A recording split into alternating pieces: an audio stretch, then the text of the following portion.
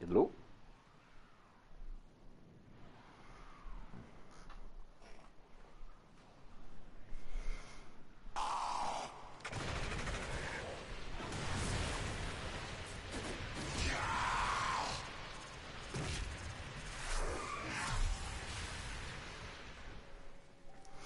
Stay focused. There's a heavy unit approaching. You are in waste and must be erased.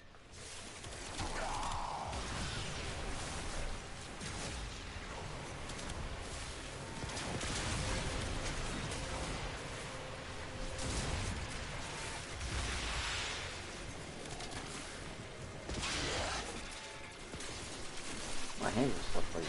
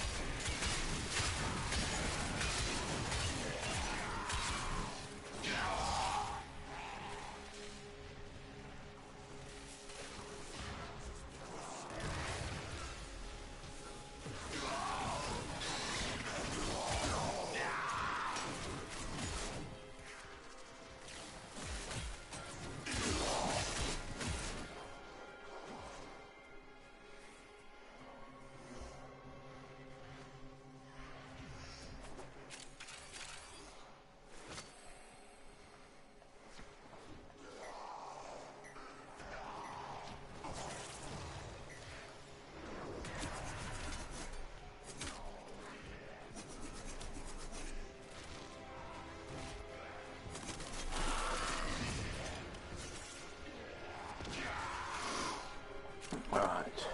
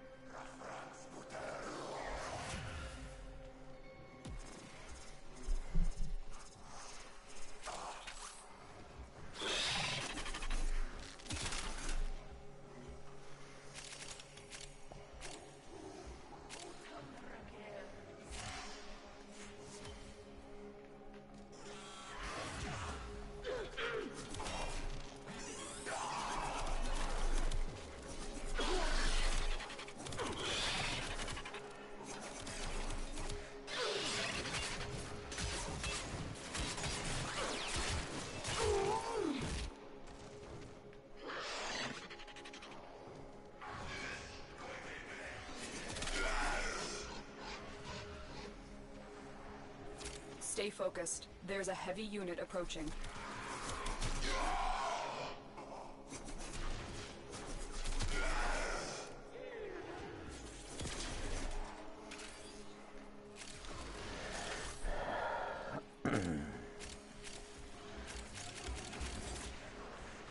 Toy.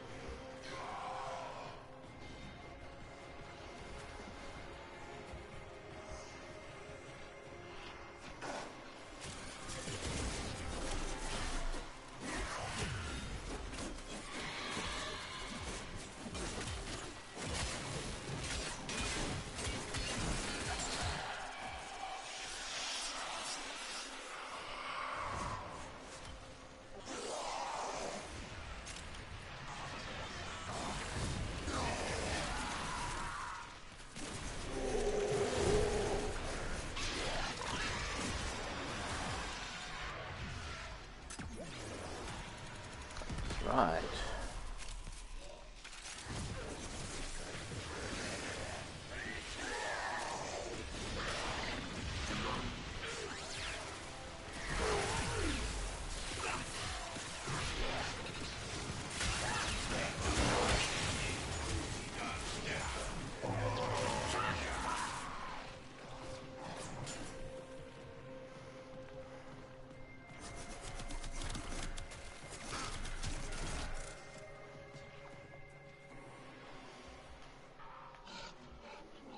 You have broken their ranks and they are on the run. Another successful mission. Find extraction.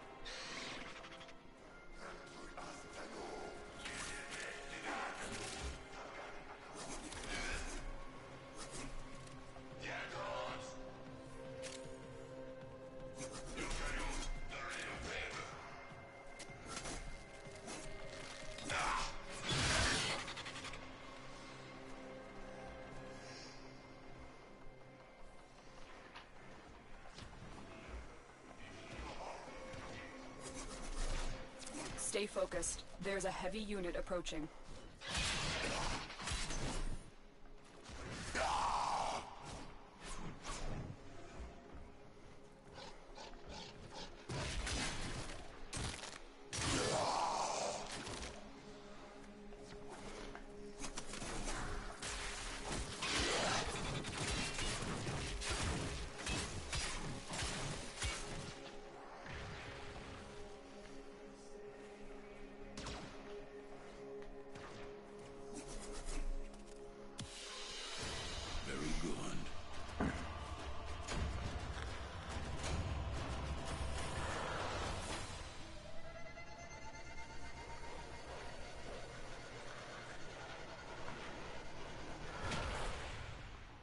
Cool. That was simple.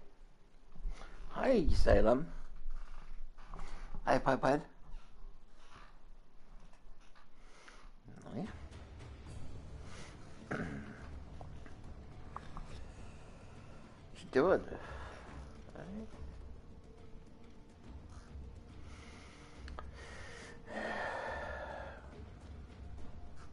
Bit of streaming. It's been a while.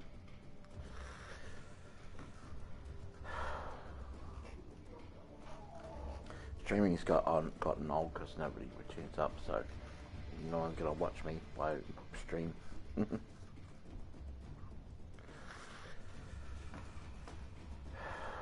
but I'll just give it a go today.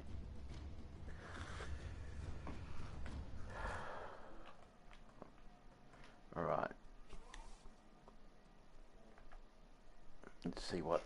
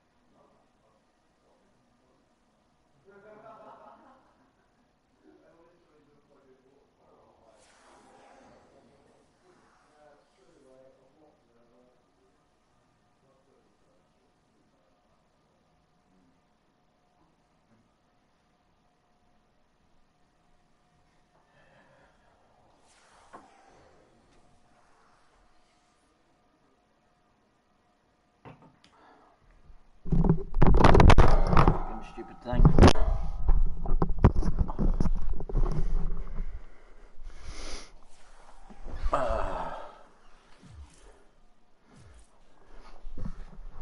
Oh, Davey's gone.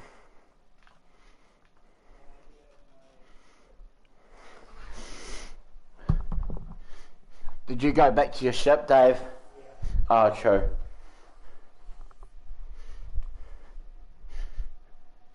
So we all heading back to the ship. Right then. Cool. Hello, people. Wicked.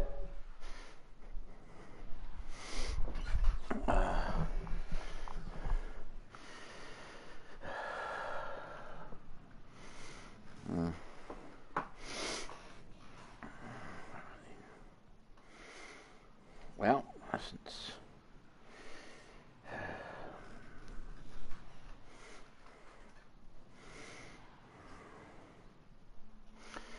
right.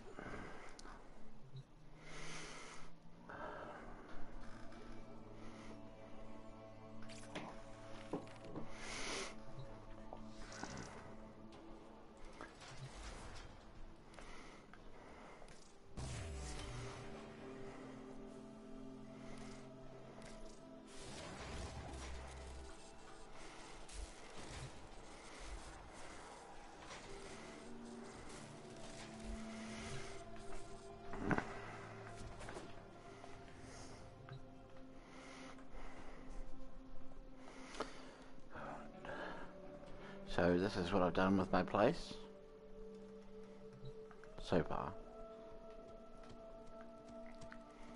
And then down there. But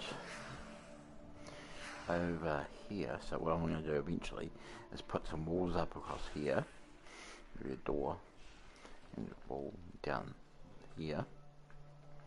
Make this one room.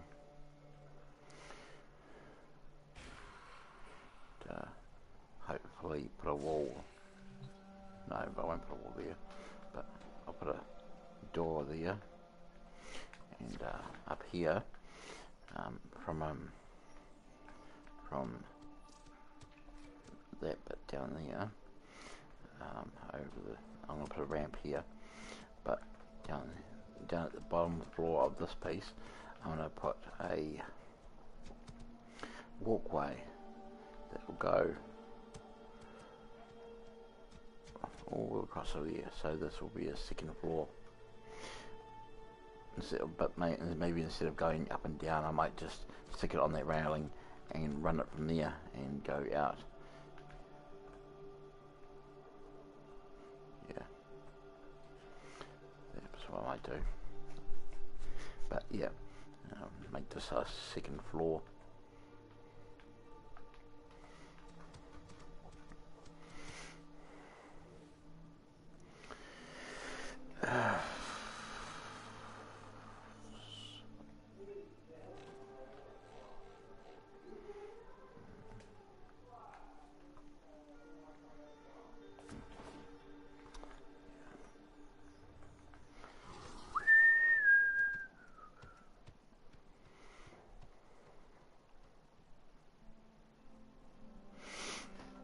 I'll put a ceiling in too.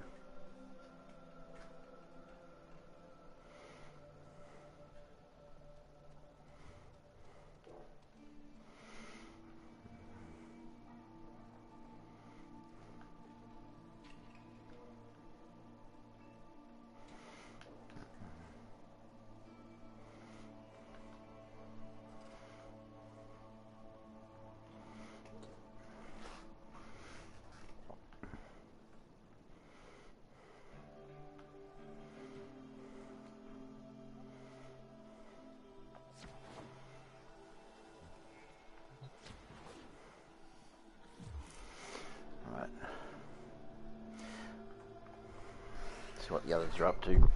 Bucking cord. So what are we up to?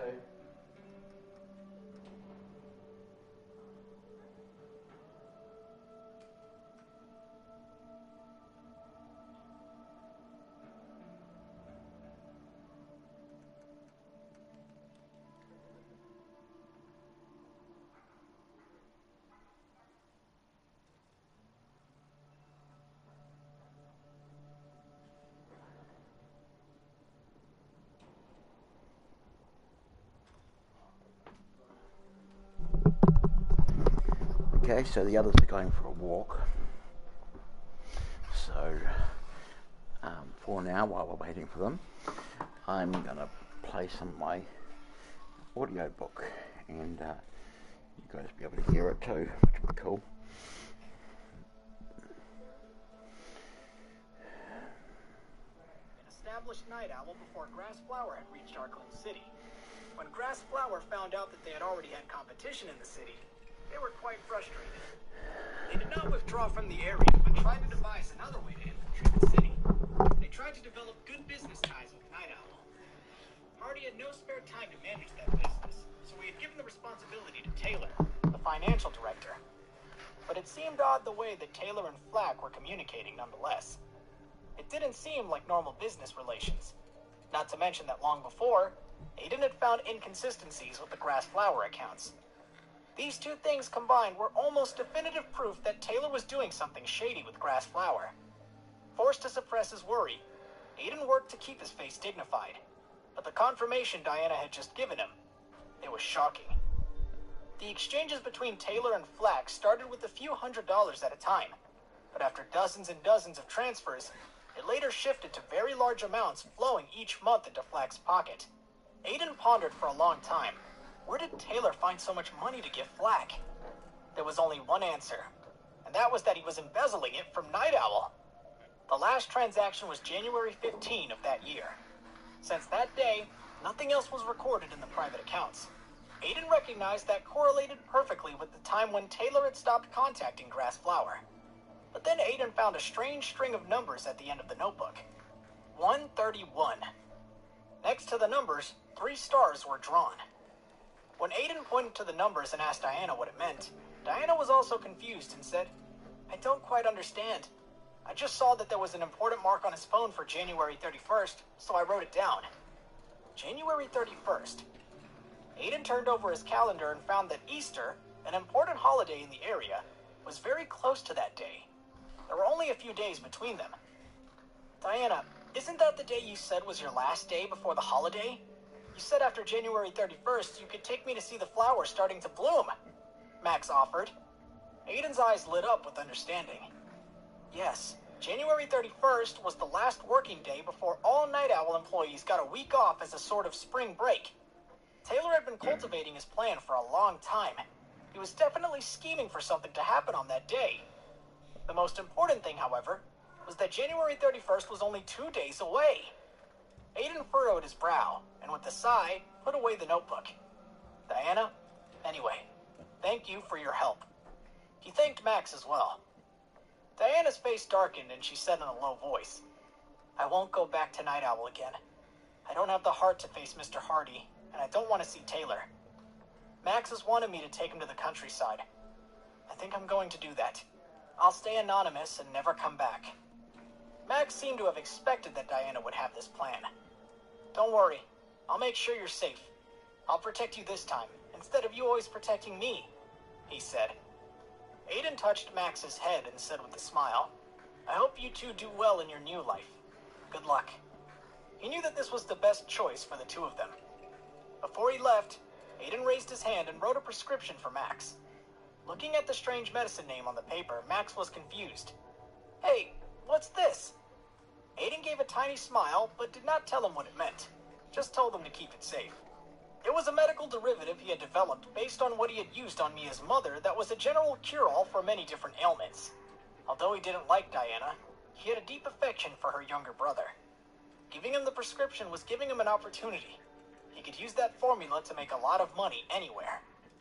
Although Max didn't know Aiden's intention, he trusted that Aiden would not harm him, so he carefully put away the prescription. Aiden could not expect that his last-minute decision would one day christen Max as a miracle worker in the rural outskirts of a faraway city. He became the god of medicine for an entire community. But that was yet to come. At 8 o'clock in the evening, Aiden left the villa via the main gate, with Max watching him starry-eyed. But he was stopped by Diana, who ran after him waving her arms desperately. "Mr. Dale, please wait!" Watching her approach, Aiden tried to withhold his groan. Reaching the gate, Diana held her hands in front of her chest, a little restrained. She bit her lip and said, "I know you must look down on me. You think I'm disloyal to Mr. Hardy. But you have to know that not everyone can be like you, with the confidence that the world will move out of your way when you need it to. I'm just a normal woman, And whether I like it or not, my appearance is the only weapon I can use to one day maybe get a quarter of what you have. Aiden was silent. I'm sorry. That was long and I lost focus halfway through. What were you talking about exactly? Diana gave a bitter smile, but moved on. Mr. Dale, I have a question to ask you. Her expression suddenly gained a touch of uneasiness. I want to ask, are you the mysterious president of Night Owl? Yes. Aiden eyed her with an eyebrow raised, but even that explained a lot to her. I guessed it right then, she exclaimed. She gave a sly smile. You seemed much too friendly with Mr. Hardy to be a subordinate. No self-respecting employee would talk to their big boss like that. But you, I guessed you're his boss. That and I can't imagine a regular finance department worker being so concerned with the well-being of the company like you are. Aiden nodded approvingly. It seemed that he might have misjudged her. She was not the simple, ditzy woman he had taken her for. She seemed to be able to put a lot together in a short amount of time. Seeing Aiden's look like something was wrong, Diana quickly waved her hand. Don't worry, I just wanted to know for myself. I promise I won't tell anyone your secret identity. I'll take it to my grave if I have to. Her face began to sink, and she begged Aiden. Mr. Dale, could you please help me and say a word on my behalf to Mr. Hardy? He's going to be so mad at me. Just tell him that I am sorry. I hope he can forget about me and find his own source of happiness soon. Someone who will reciprocate his feelings. Aiden studied her face. She was completely sincere. He nodded begrudgingly. Thank you. Under the night sky, Diana clasped her hands together, smiling with tears and bowing to Aiden gratefully. That moment was the last memory Aiden had of Diana Blaine. The next morning, she and Max had left for good. In the end, Aiden's planned family tour was in vain. Because of Taylor's affair, Aiden had to put all his energy into Night Owl after the incident with Diana. But fortunately, Olivia was up to the task of helping Aiden manage everything else on his plate while he turned to focus on Night Owl once again. On the morning of January 31st, it was a beautiful day. It was the day when Aiden was scheduled to return to work in the finance department for the first time in a while. It was also the day when Olivia took Clara and Amy to the Arkland City suburbs. After seeing off the three women, Aiden let Frank drive him to the Night Owl building. In his long absence, Night Owl seemed to have grown exponentially. The hall on the first floor was full of hungry job applicants, almost double the number of hopefuls as there were when Aiden had applied. Apparently, Night Owl was doing well for himself.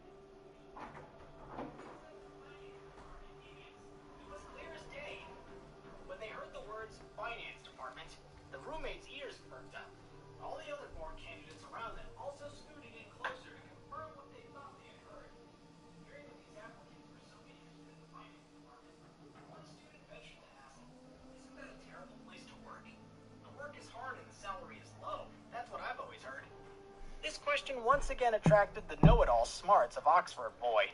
That's for a random general company. Night Owl is different. Seeing that there were more and more people listening, he got up onto a table and talked to the people around him like he was giving a speech. You all know by now that Night Owl is one of the biggest companies in the city, right? But do you know which department in the company is the highest rated? The crowd shook their heads. Not sales, not marketing, it's not the technology department. It is, against all odds, the finance department. The group looking up at him immediately shook their heads in disbelief. I know a senior student working there. His name is Cash. If you don't believe it, you can check his name on the website's employee page. The boy's voice suddenly sank as if disclosing a mystery. Cash told me that he has no idea why CEO Jude Hardy pays the financial department so well. Not only are the benefits the best, but he often goes to the department himself to give inspections and commendation. No other department gets that kind of treatment. Oxford Boy had made it clear that there was something about the finance department indeed. The crowd talked among themselves, convinced and impressed. On the other hand, Oxford Boy showed a strange smile, pointed to the elevator that Aiden had just left on, and said in a deep voice, "That boy is that young, and yet he works in the finance department. I think the only thing that can be deduced from that is that, whoever that is, he is the secret son of Vice President Hardy." Everyone's eyes were wide, and they were shocked to speechlessness. Dear listener, the upcoming episode will be today's last free episode of this story. Come back tomorrow to enjoy free episodes, or get coins now to continue listening. If Aiden knew that because of Cash's gossip, he was misidentified as Hardy's son, he would have had a bone to pick with his coworkers. However, he knew nothing about the arguments behind him, and so he just came to the finance department. Seeing Aiden come into the office, the department was alight. Quickly, the murmur of discussion began. Isn't that the department's superstar back again? I heard that he was actually the illegitimate son of Mr. Hardy. God, no wonder the finance department Rookie of the Year award went to him. Nepotism is a beast. He didn't even come to the awards ceremony. Hearing those strange discussions ringing in his ear, Aiden could not help from frowning. He knew that not long ago, Night Owl had held a company-wide party and presented various awards at it. Among them, the most talked about award by new employees was the Rookie of the Year. At that time, as much as he would have liked to attend, Aiden had been busy. Although he didn't really register the news at the time, it seemed that Hardy had assigned him the coveted award. Laudations like that mattered very little to Aiden anymore, but he had underestimated the importance of the award to others. A grumpy male voice came from an area on one side of the hall. "Aiden, wait up!" Aiden frowned and looked to see that it was a short young man. Judging from which office he had come from, he was likely a member of the International Accounting Sub-Department. Aiden's department and his department almost never communicated, so it was strange for him to come out calling to Aiden like they knew each other. Aiden's head was full of the tailor business. He had no time to pay attention to, frankly, a peon like this guy, so he was prepared to ignore him. But the man didn't give up. Seeing Aiden, he stepped out of his seat along the table and jumped to Aiden, blocking his way. "I told you to stop! Are you deaf?" Looking at the man who was so short he only reached Aiden's chest standing in front of him, Aiden felt like a giant. The man's interruption was not well received. What on earth gave him the courage? "Get out of the way." Aiden spit the words, hoping to not have much of any interaction. "Oh, you think you're that much above me, hmm?" The man pointed to himself.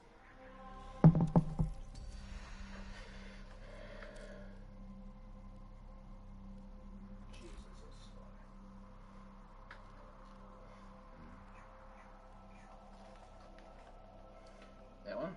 Oh yeah. It's the hardest one of the three to get. Yeah. You're not going to be able to craft it for a while, but that's that. And then also there was the hard mode version. Pick your rewards because we may do that as well. Yeah. I don't know what I want to pick this week because I've already got this, and I don't use those. I might as well get the. Oh yeah. I might as well go back to the boar. The boar and that one there. That looks pretty cool. Oh, okay. Game of course pretty good. Oh yeah. Have a loot. Sweet. I'm just waiting for that. I'm not sure I'll go do this. Oh yeah. Quiz.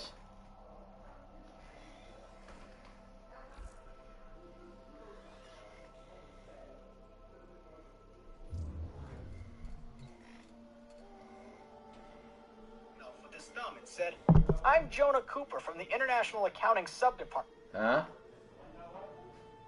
Yeah.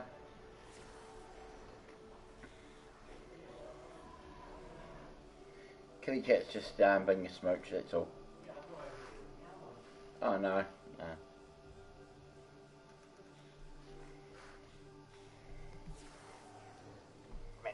I don't think your Rookie of the Year award was given to the right person. You've got your beer. Oh? So what? However, Jonah unexpectedly pointed to a female staff member in their group and raised his eyebrows. Zinnia Barber in our group is very intelligent and capable and has already achieved great things for the company. Why didn't Hardy choose her instead of someone who can't be bothered to show up half the time? The harsh words had started to attract the attention of various office workers throughout the hall. Soon, many pairs of eyes were on them. Among them was Zinnia Barber, the woman Jonah had mentioned. Zinnia was young, with short hair and a pair of white glasses that adorned a smart-looking face. Her eyes were red like she had just been crying. She watched the confrontation quietly from her desk. Then, shaking her head, she stood up and said, "Jonah, don't make a fool of yourself. Come back to work." However, Jonah had made up his mind to help her. He ignored Zinnia's words and said arrogantly to Aiden, "Please, be a man and give your award to the person who deserves it." Aiden was of two minds in that moment, and he was toggling between sympathy and cruelty. Jonah continued, "It's really bad luck for Zinnia. I heard that her father was seriously ill and needed the prize money to pay for the medical expenses. She worked diligently for several months. She started working overtime on weekends to get the award, but she didn't expect it to go to some random man." Aiden glanced at Zinnia with a low expression and looked at Jonah, who was full of righteousness. With the sneer in his heart, he could easily guess that Zinnia meant something to Jonah. He wanted to show off in front of her. Even if he didn't get the award for her, he was trying to make a good impression. It was a cute idea, but Jonah had picked the wrong guy to pick on to get points with his crush. Aiden glanced at Taylor's airtight office longingly. Suddenly, his expression changed. He stepped in front of Jonah and looked down on him, a menacing look on his face. "And what about you, You think you could just come up to me and tell me I don't deserve the things I've earned? What do you know? You look like you barely graduated preschool, and yet you think you can decide who deserves awards here? You might get an award if you one day learn to count to 10. Who gave you the courage to come up to me and tell me what I deserve? Just being in the same room as you makes me sick. You... Aiden's sudden sharp counterattack left Jonah, for a time, at a loss, only able to tremblingly point fingers and angrily look at him. He couldn't manage a word. He fumbled for something to say in response. You, Aiden mocked. "It's insane that you even got hired if you're not even smart enough to put together full sentences. I'm warning you. If you question my award, you're questioning the decision of the company's management. You don't want it getting out that you disagree with management, do you? Maybe I should just tell them myself that you think their decision was wrong." I didn't, Jonah cried out, finally realizing that he was trapped in a corner. An employee who questions the decisions of the leader must be willing to say so. I'll go tell what you said to Mr. Taylor later and see if he agrees. With this last threat, Jonah collapsed to his knees, begging for mercy. Taylor, of course, was the most fearsome person in the whole finance department.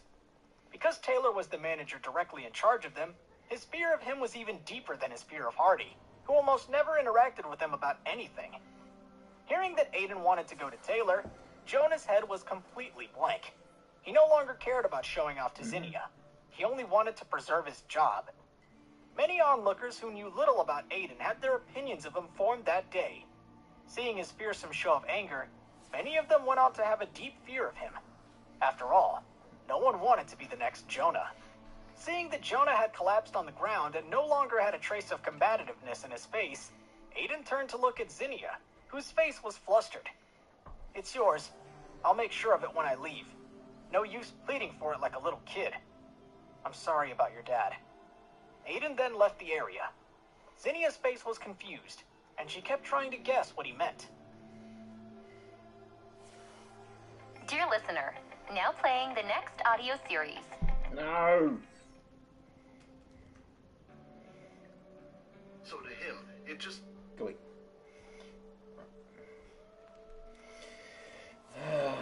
Now I can listen to more ads, damn it. Come on. Wiki. Hello, Salem. Darling, I have to have a smoke, but you're sitting on my lap. So it's nice and warm still. I know you don't like cigarettes, so... Alright. Ooh, I get 3 episodes for 12 ads. That's good.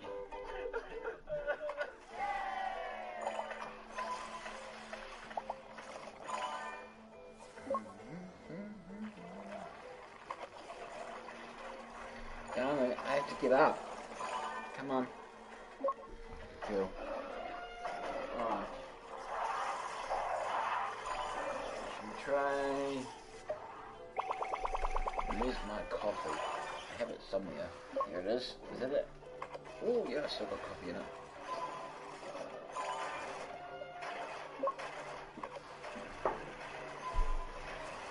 Alright. It's up here. And back up here.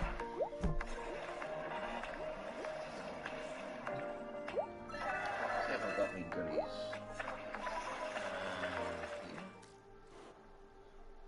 Place. I've got those. Right, now we want to go. Yeah, oops. Skip. And next. Right, now there was a place I was going to go. Where was it? Mods. I think it was mods. And then we go to here. No.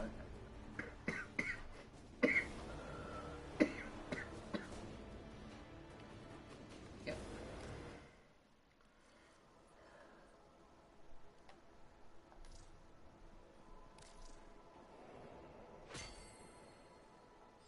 Install.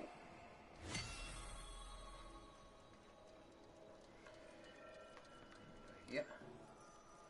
What do I install?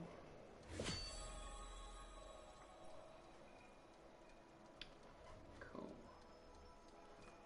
1, 2.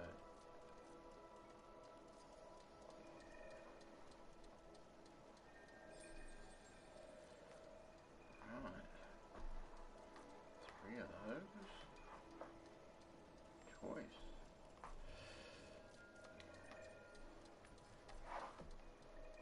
So.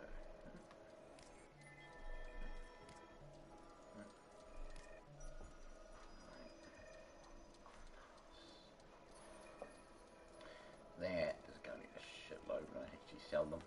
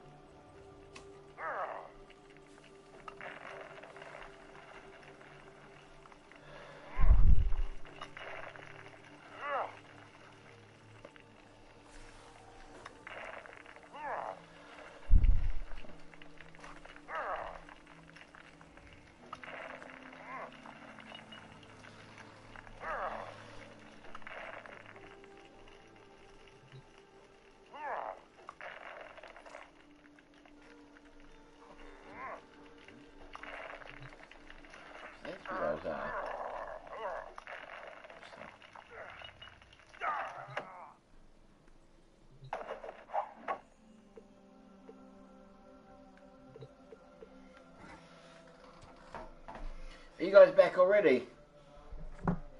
Oh.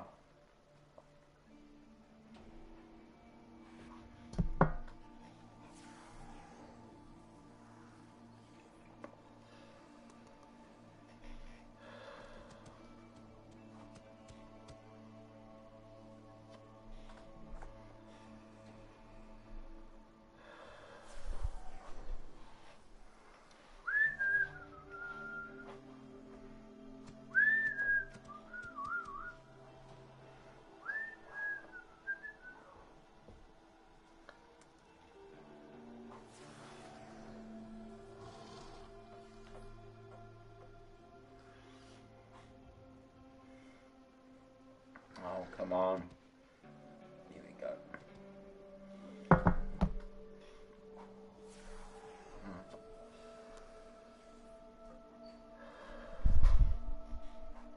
we go.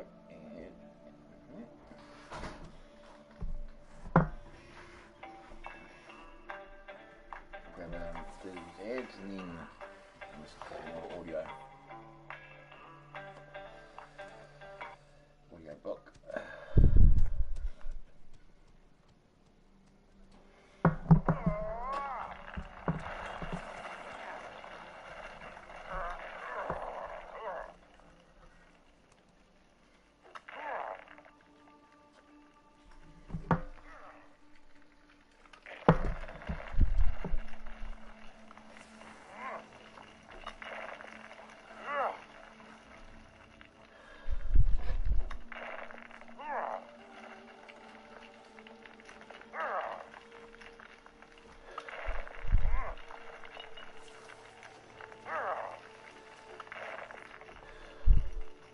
It's great how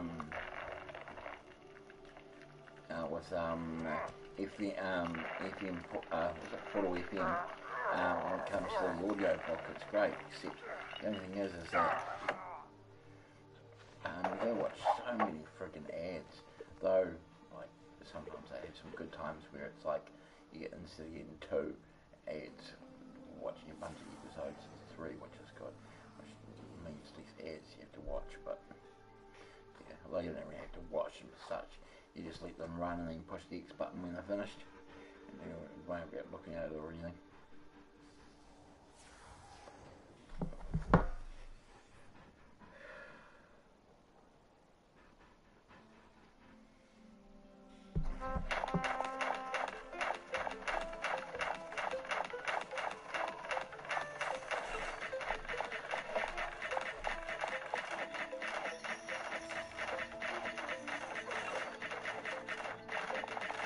I have more eggs to go.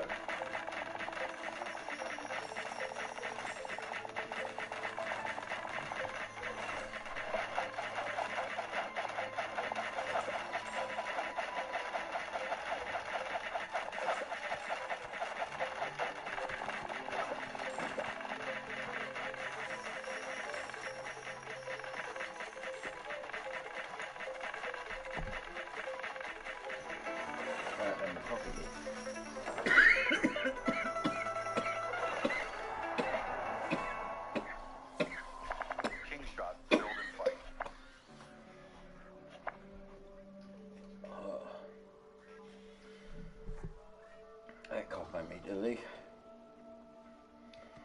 Shit. That's brutal. No ads, no ads, no ads. King Shot brings you But there's endless no ads. fun Why'd you without give me any an ad? breaks. It's totally free. Jump into Oh, shit. awesome tower defense action. Play round after round to your heart's content and No, feel the you- thrill you an ad. every time you Oh, win. an ad.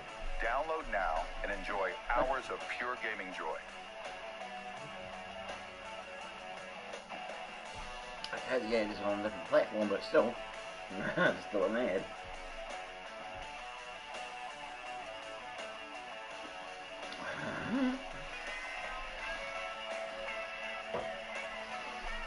Oh.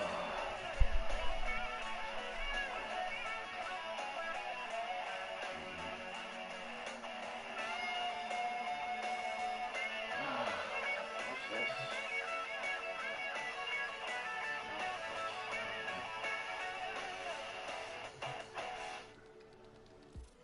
Might as well go in here. Buy some weapons. Used, hopefully.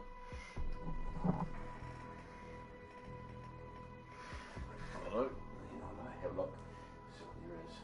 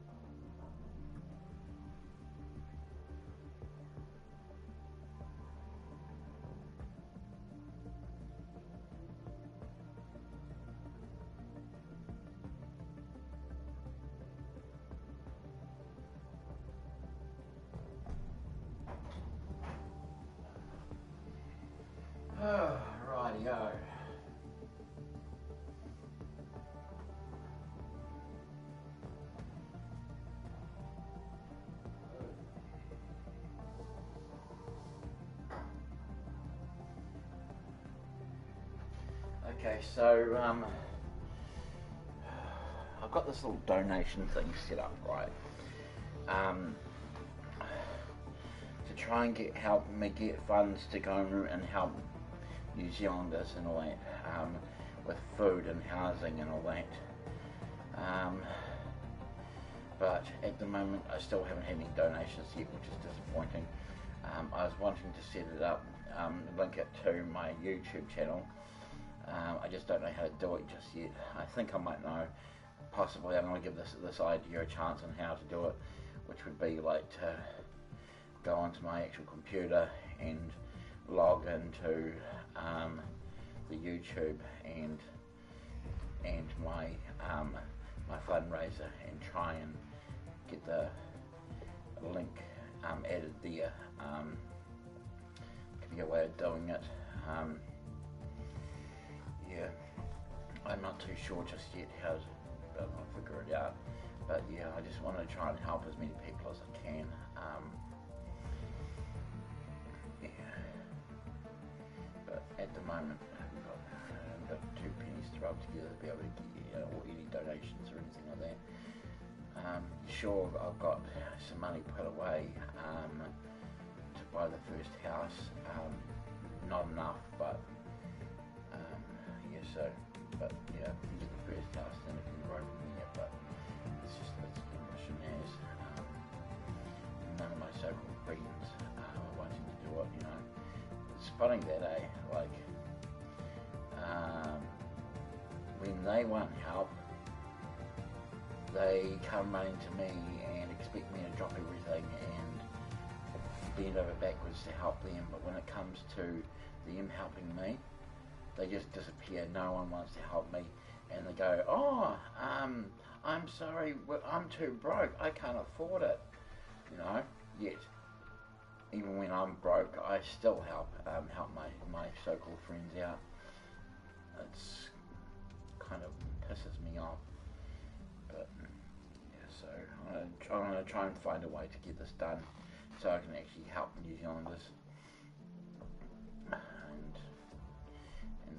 maybe go and punish these so-called friends of mine or ex-friends of mine that used me over donkey's years. I've been wanting to do this since I was 20. I'm now 39, but people keep my so-called friends just keep using me. I've put my foot down several times and gotten rid of them. Some of us hang around, but they're just not as worse offenders, but they're still disgusting. Anyway, so yeah, I've been avoiding avoiding them. Yeah, I've got them around on my Facebook, but I don't talk to them really. But yeah, if I can get this fundraiser up and running properly and actually get some donations, and I'll be able to finally be able to achieve my dream, which is to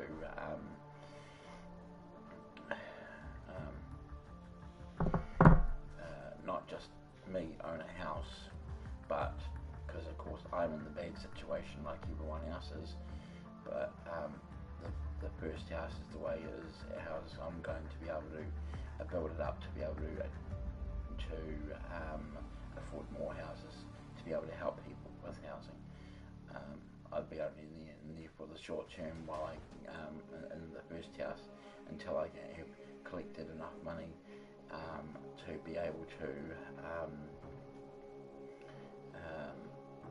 help other people in the lead, and then eventually make a company that will actually provide food for, like, for example, like 800 Hungry in Christchurch does, something on those lines. Yeah. First house, the reason why I'd be moving to the first house is so that I wouldn't have to be paying rent all the damn time. I'd be able to be in the house while I paid off the mortgage and all that kind of shit. But also, I'd be able to stick sleep outs on the land and use all the remaining rooms to rent out, so that I am able to pay the mortgage off really quickly, and then use those tenants' money to save up, so I can buy other houses You know what I mean? It's going to you see, renting one house isn't going to be getting enough funds in there, to be able to buy another house. But if I was to rent out individual rooms, instead of let's say $300 for the house, I'd be able to get $1,200. Yeah, you see what I mean? So this is why I'm wanting to move into the first one. But yeah, that 1,000 will pay the mortgage off really quickly, and be able to save up to buy another house and rent that one out, and then buy another house and rent the next one out, and so forth. You know what I mean? This is the mindset of what I've got in business mind of what I have done to be able to achieve it. We all know that the government is shit useless, and you've got greedy landlords that are hiking up the price so that no one can afford to rent a house. And if you even do manage to be able to afford to rent a house, it's 1% chance that you'll actually get the house, because there's so many people after houses. So what my plan is to have low rent houses, and have lots of them where I can afford to help, go and help people. So yeah.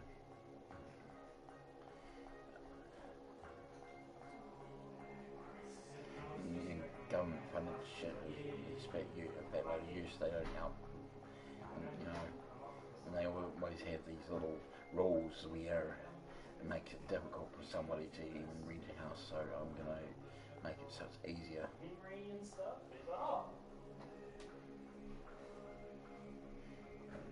Got a house in New Zealand and all that.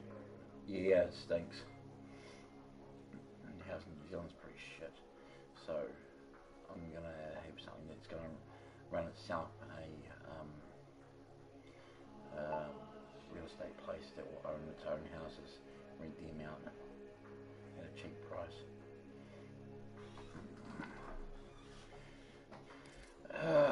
Right, where am I going? Weapons, primary weapons.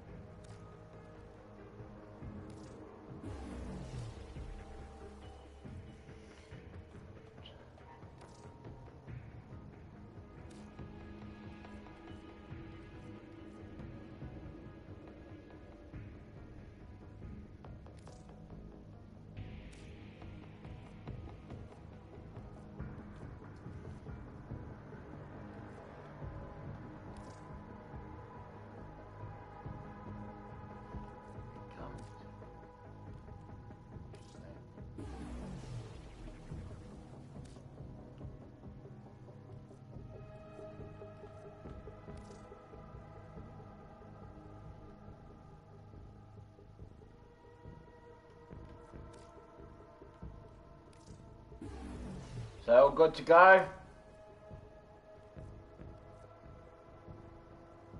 Hangs this thing. Can't get it though. Right.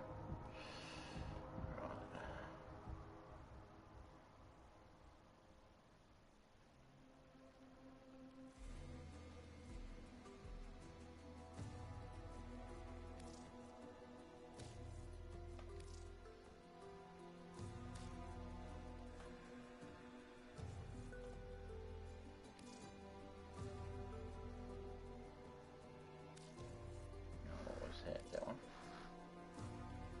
No. Yeah, I already got that one.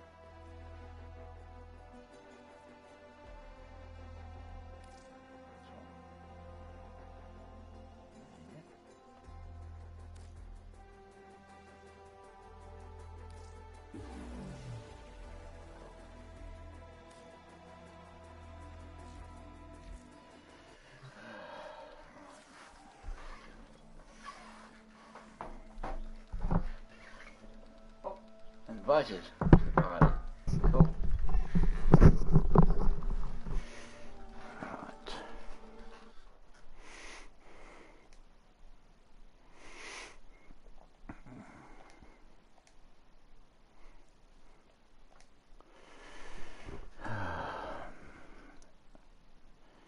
Hello. Konnichiwa. Where did my vape go? Over there. I just went into Marketplace and bought a few weapons, a few weapon blueprints.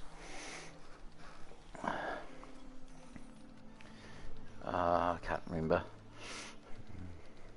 Some primary stuff.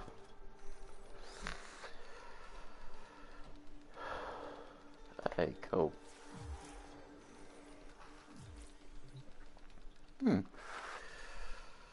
Wicked.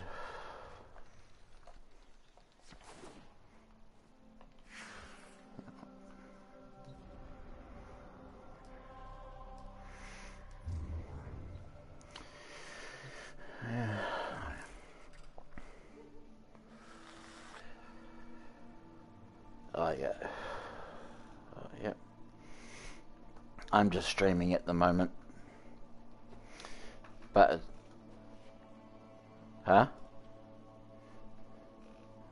It won't come up because it only when it comes to streaming, right?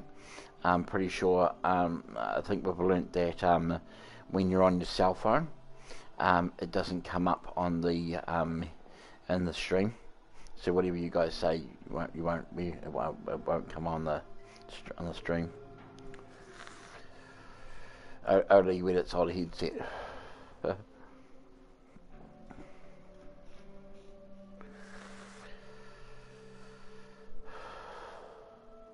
Huh?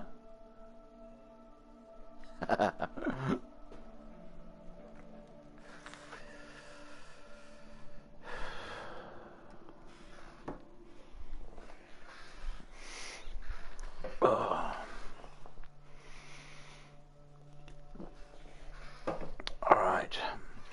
Well, while you're doing that, I'll go back to the marketplace.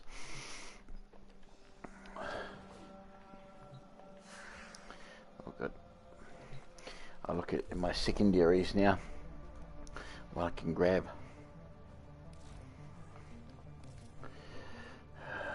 Secondaries. Ooh, that looks pretty cool. Can I get it?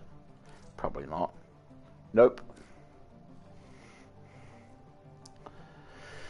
What about this one here? Nope. Oh, I can get that one.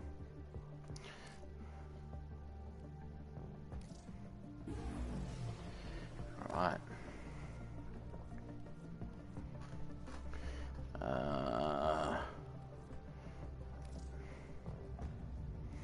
50, Jesus. Alright. 50 it is. Pardon me. There's a lot of double-handed secondaries, isn't there?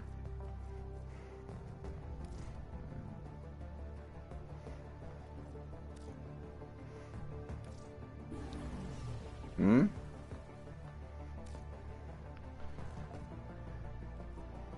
Oh.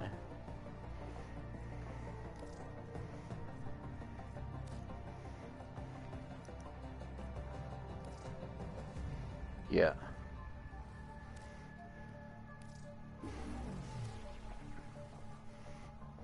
Hmm.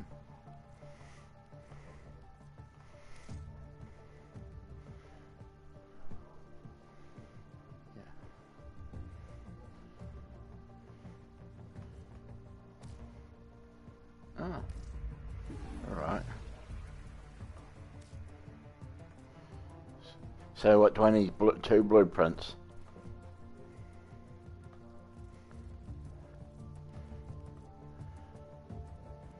Shit. Okay. So I'll purchase that again then.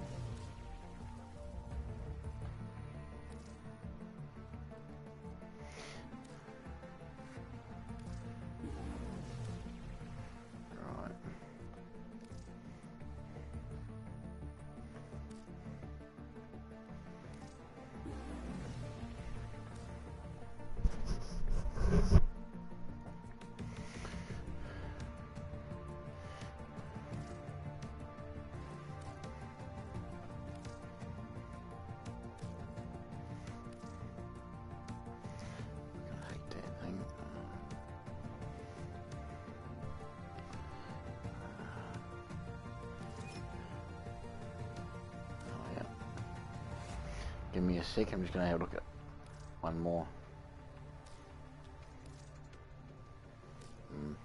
Okay. Right.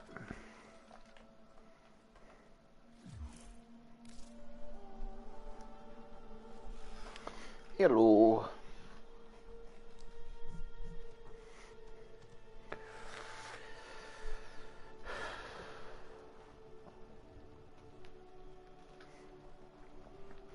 Alright.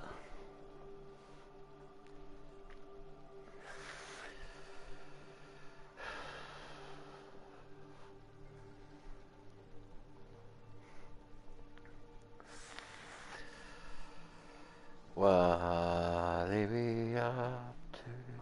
Ba-rum-ba-bum-bum.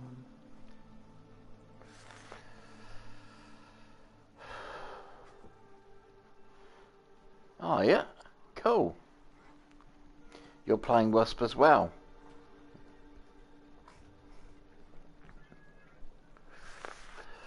Oh yeah.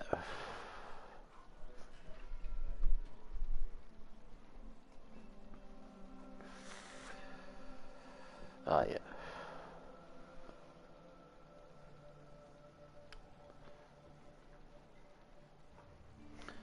Oh yeah, so you got no potatoes for it. Oh yeah. That reminds me about potatoes. I might have one to bit craft. Let's go have a look. Where do I go for crafting potatoes? Hey, what's that weapon? That's pretty cool. Anyway.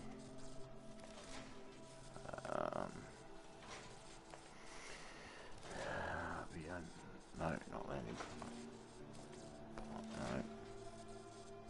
No. Maybe? No. No. Mining? No. Huh. Make one of those. But it's not. There it is. Potato.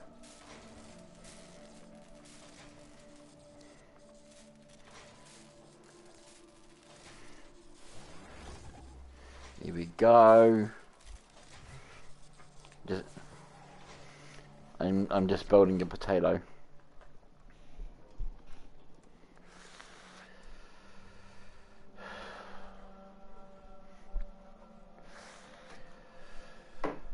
Just started to build. Weapons potato.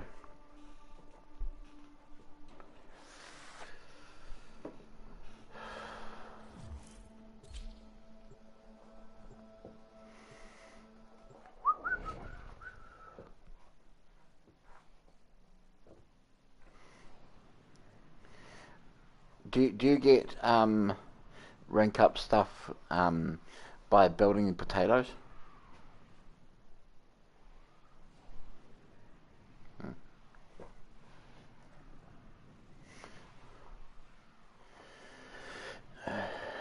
One must make the best of things. We're here. Cool. Stop lagging. Lagger. No, we want the fish. Where's the fish? That's the bird. Let's go to the bird then. Fingers are weird. Like them? Well, that's at 0. Aww. I'll miss you. You miss me, eh? How's the... Why is he so damn slow? Right. Lloyd? No. No. Maybe... Come. There's he is. Do I have your Tinu? The grimoire must speak with it. You I've got all the items. A friend. You understand the tortures of the soul, the manner in which a crisis reveals character. Yes, how one might be ashamed Jesus, of what I've a got calamity shitloads of reveals those. about oneself. Yes, please prove to me you I, are an ally. Something that starts with N, right? I only need 15, and I got 1,210 of them. Shit. You are my ally. You are my sunshine, my only sunshine. Lloyd. No, Lloyd. Please. And how may this relic make him... Voting, Our okay. service is but a shadow of yours. Good.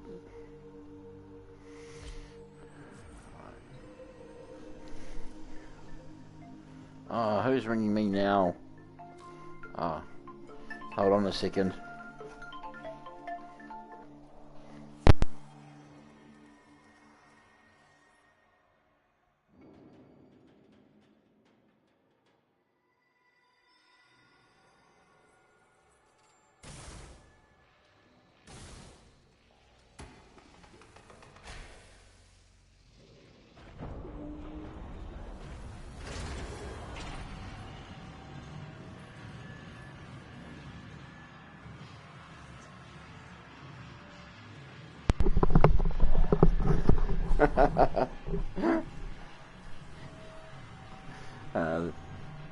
There we go. Fortnite. Yeah, it's okay, but no. This is way better than Fortnite.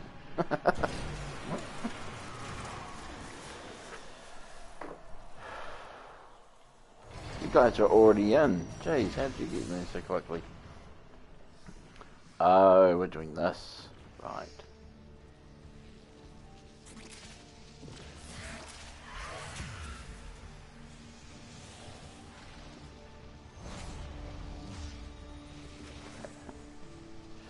You got your glyphs. So, hit the terminal to exit into the labs.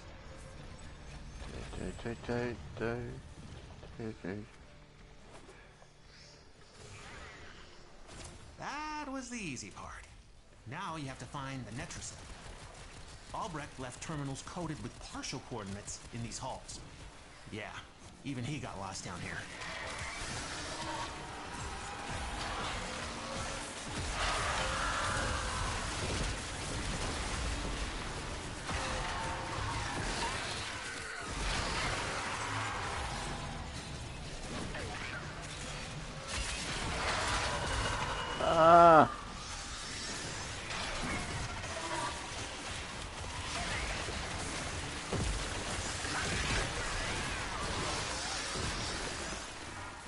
Get the hell out of there. Right.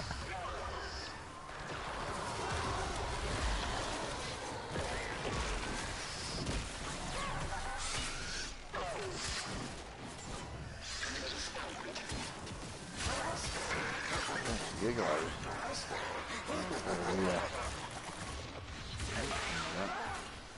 How can you even go near that book? You're made of stronger stuff than me.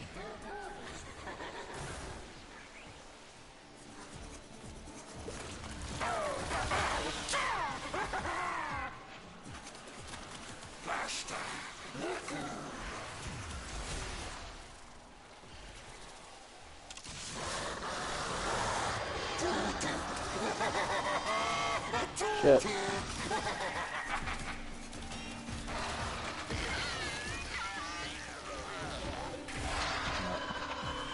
You run that way. Okay, I'll follow you.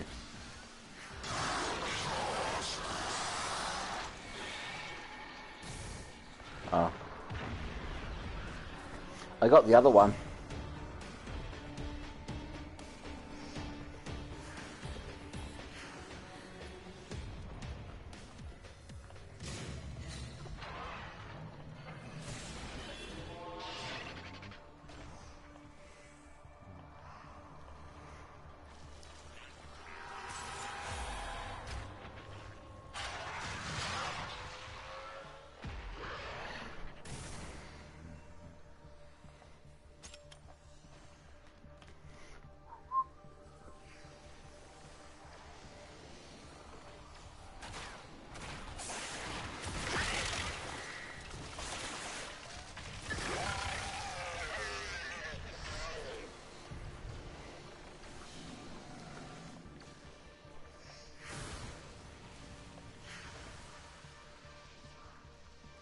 Right, you guys that way, so...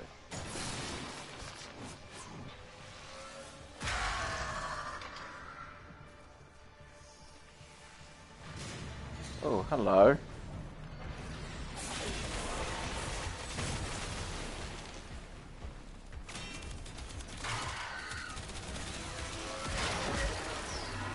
Gotcha. Tag, you're it. That's the Metrocell. Open it. Oh, you guys are here. Go that way somewhere.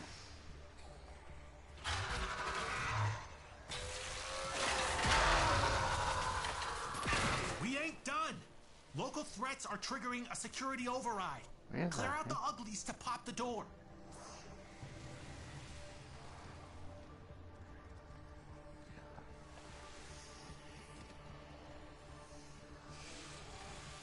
I don't even know we... Hang on.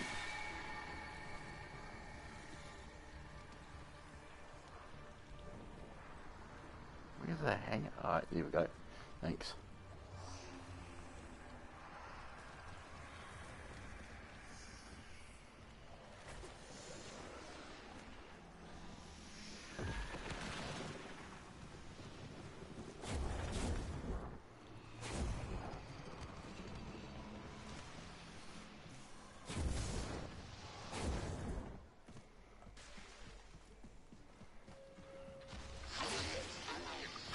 Down here.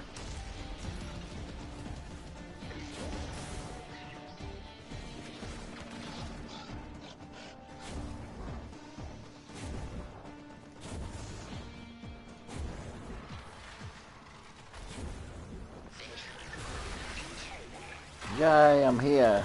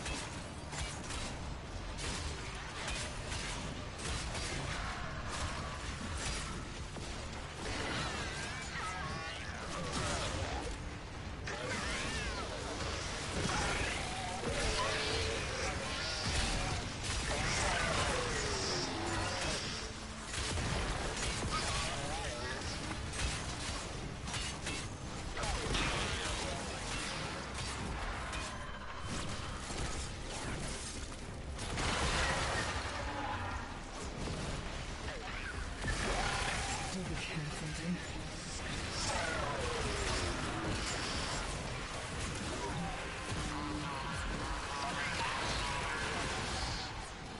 Something's going on with necromites. Trying to lock this thing down. Take them out. We ain't got all day.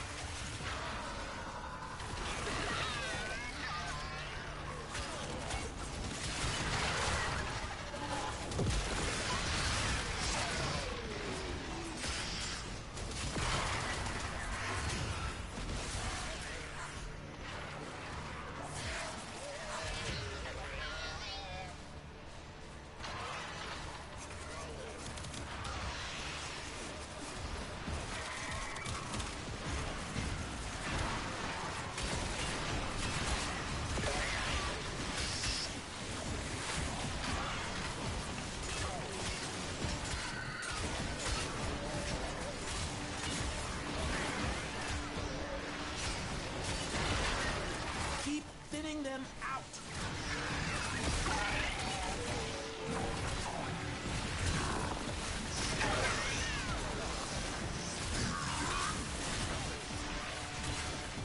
Enjoy your activity. Good, perfect form. Adieu.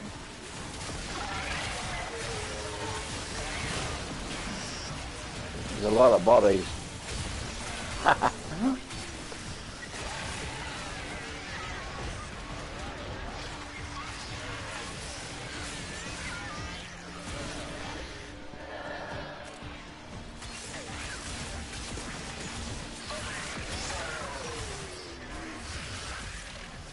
Happy trails.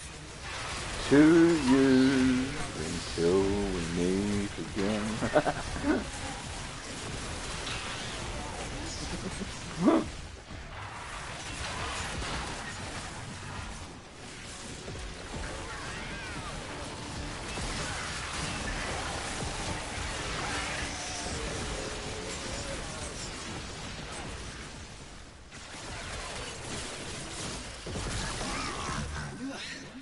Unsightly.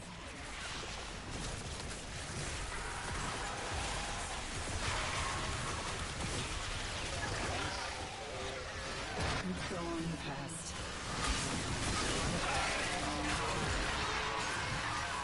Tower of Terror. Albrecht's damn necromites are reinforcing the Netracell. Your hands are Not tied for long. until you knock them out. We'll knock them out. I'm using one of my favorite toys at the moment, so surprisingly I can kill them with some of these.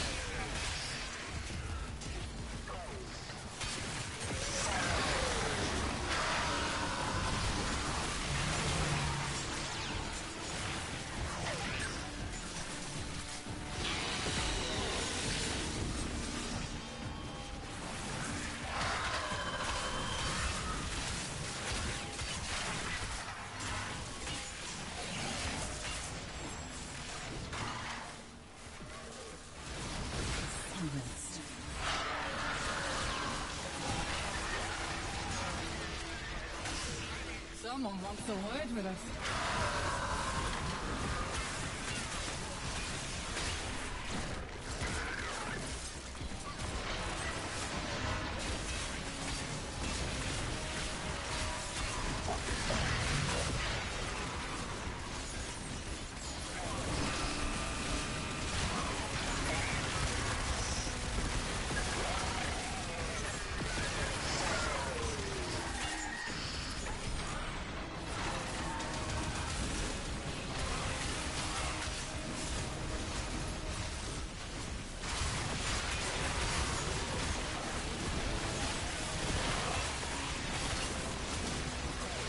Bomb's a bomb. I like a bomb. Bomb, bomb.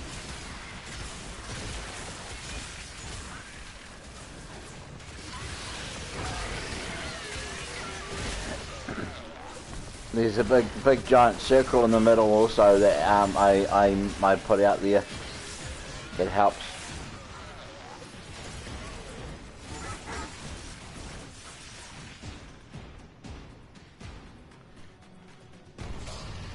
Oh, we're running to another place now, are we?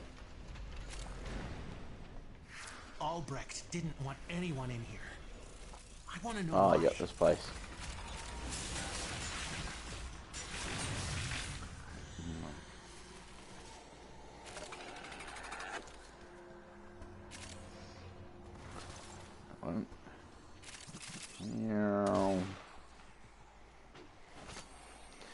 Man, another star? Jesus. That's right. I don't mind.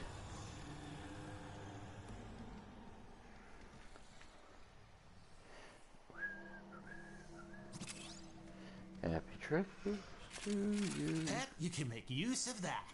Yep, we can too.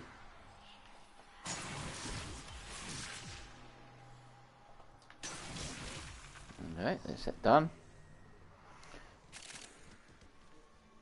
Yep.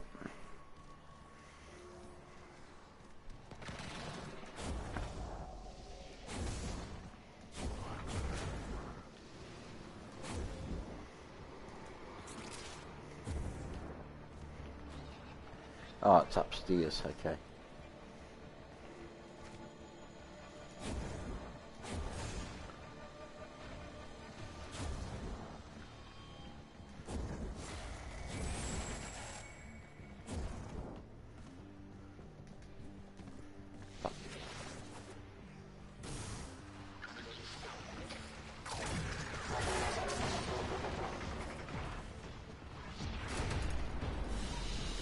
Mission complete. Excellent work, Tenno.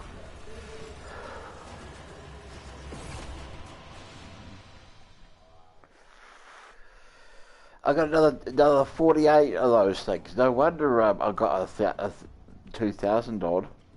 1,000 odd.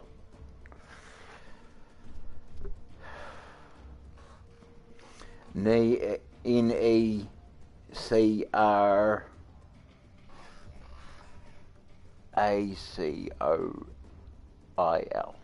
Whatever the hell that is. Huh?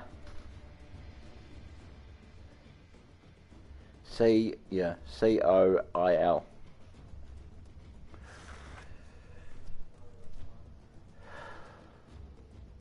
Yeah, that's the one.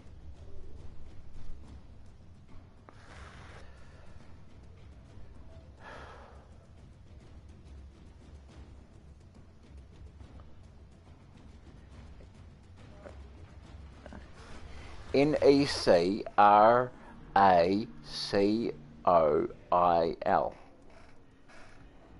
Huh?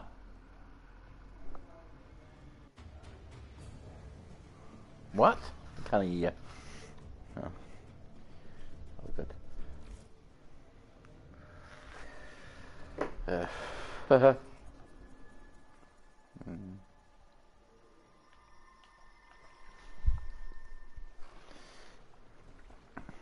Please remember to hand in any. Let's go talk to this fella.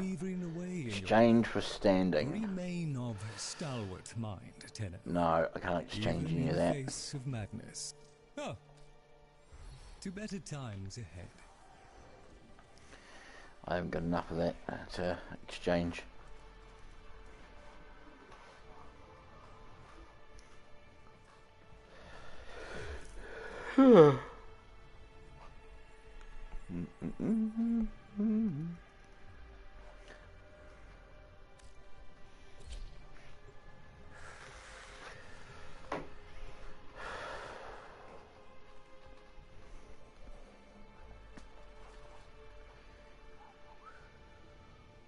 Oh, that's right. I've got to go to the entrance. That might help. Hello.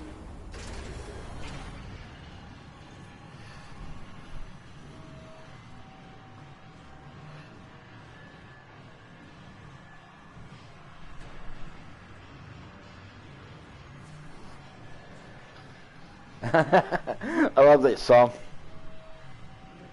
Yeah.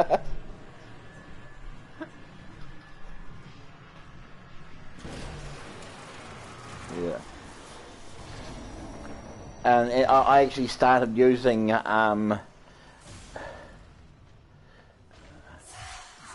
my teleport. Yeah. Oh yeah. Oh yeah. You got your glyphs. So, hit the terminal to exit into the labs. Oh. Right. The Netracell is hidden somewhere in these labs. Sniff it out yourself or get control of terminals. They'll tell you where it is.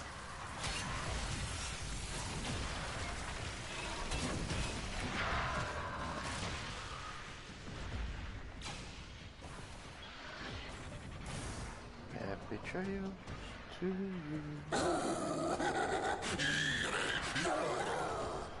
Okay, he sounds a bit grumpy.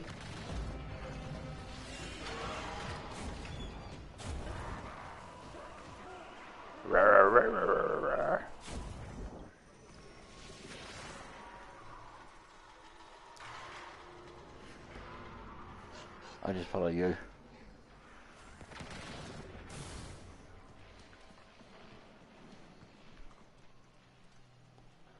The hang are you going? Up the wall.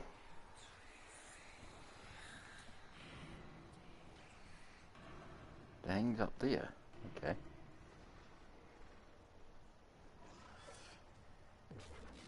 There's something up there. True.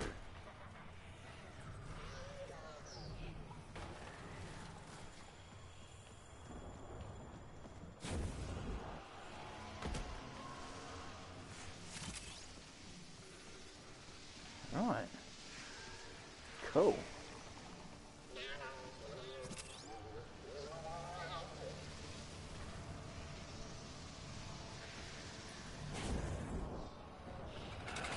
Over there now. Okay. Armor common. Like this baby.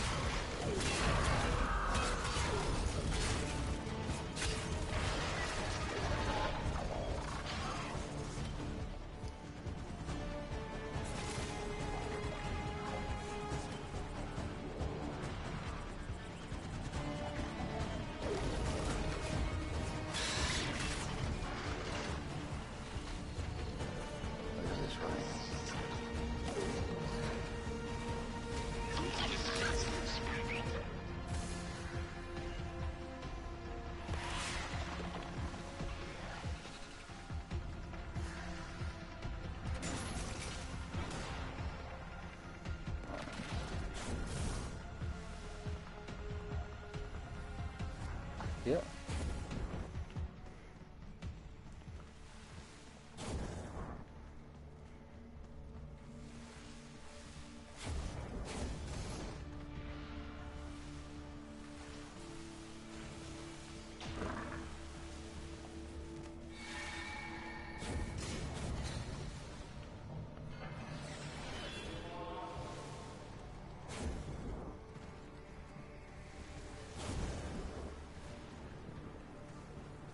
Yeah. Okay.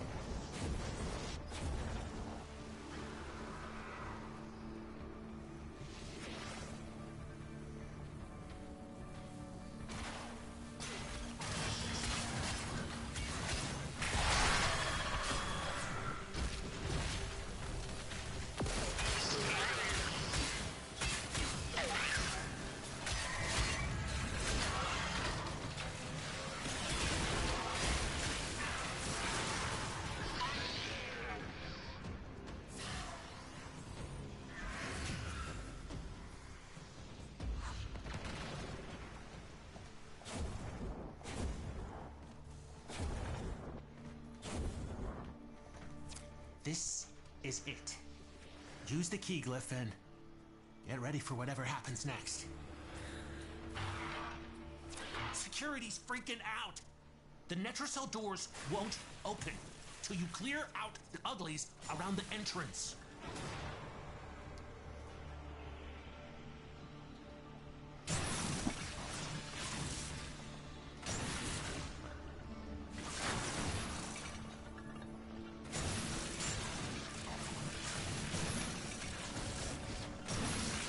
Alright, we go through here.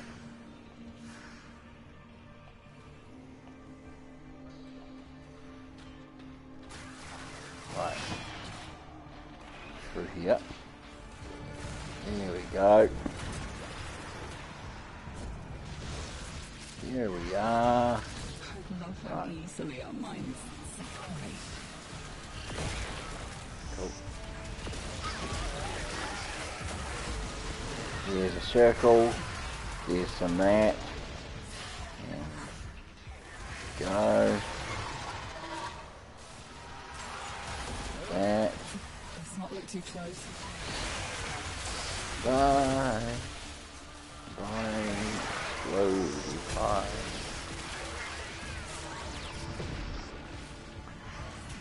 What the hell is going on?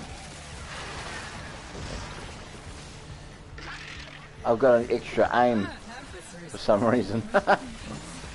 A red dot on my screen that just keeps is glued to my aiming.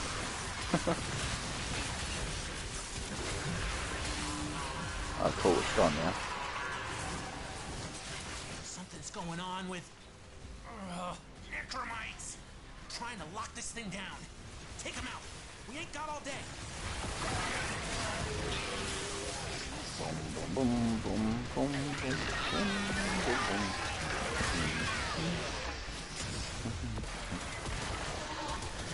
boom. Lots of anger out there. I suppose. Don't worry, we'll clear out the anger.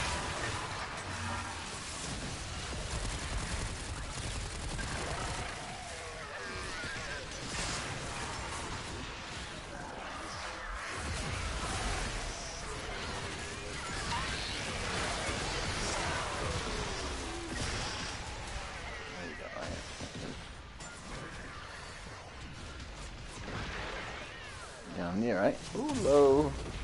Hey Lucy, where you going? Ooh.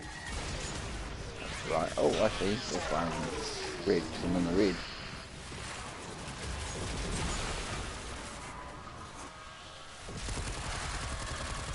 Go away, Lucy. We lose our circle. Security level dropping. Don't quit now. Here's another Gotta know circle. what's in that Netrocell.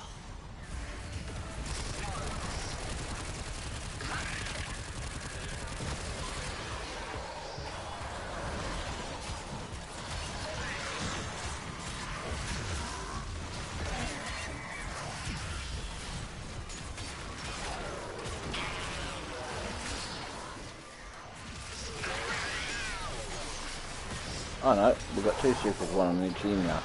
Sweet.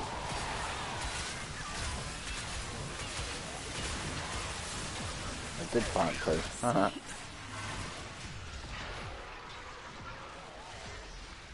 Go to sleep. Die.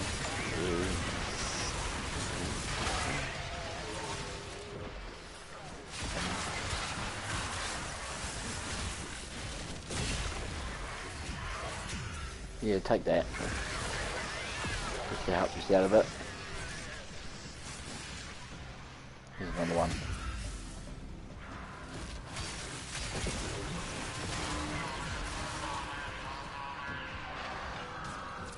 Necromites are slowing us down. Necromites, our go!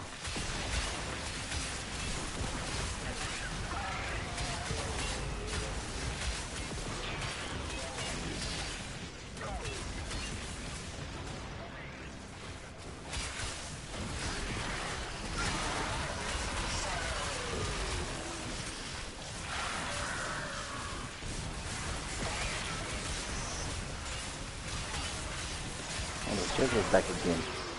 Okay.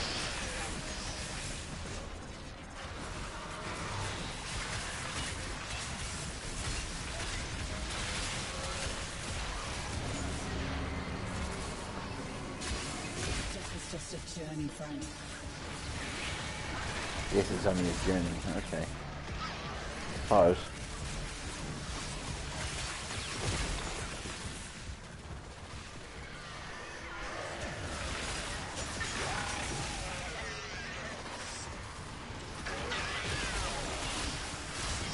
Oh, somebody likes the rough stuff.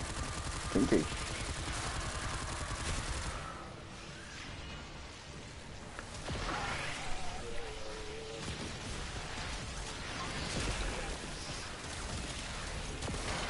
Somebody likes rough stuff, eh?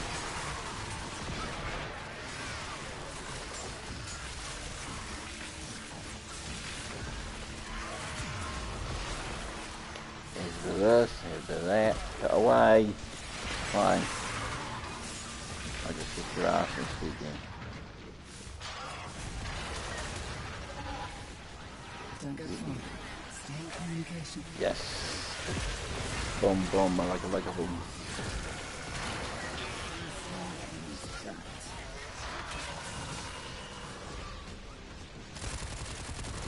Hey, don't die. Hey, don't die.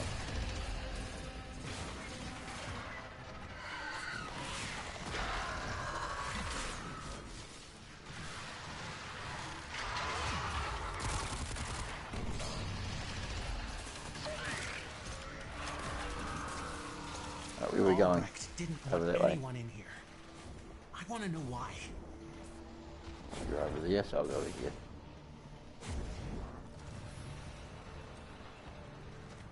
Oh yeah, we're switching around here, are we? Sweet. How do you guys do that so quickly? Go around the circles and then end up at the top before I am even done.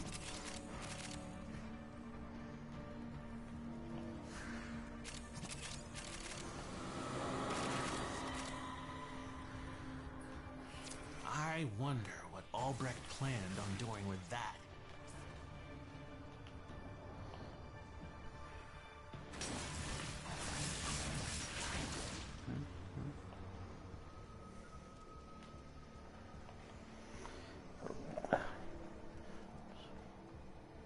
Who's that?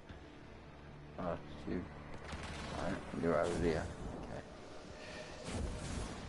I see. It's the other blind man.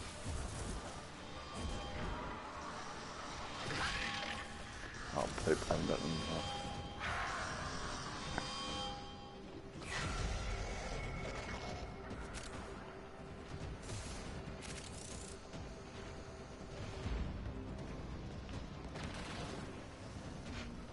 Oh, maybe it is through there.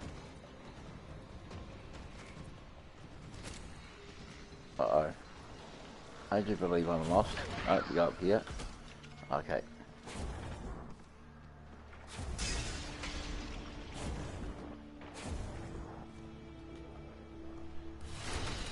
Mission complete. Excellent work, Tenno. That piece is really weird, eh? You go through the tunnel, and then you have to jump up out of the tunnel to be able to go which way you want to go.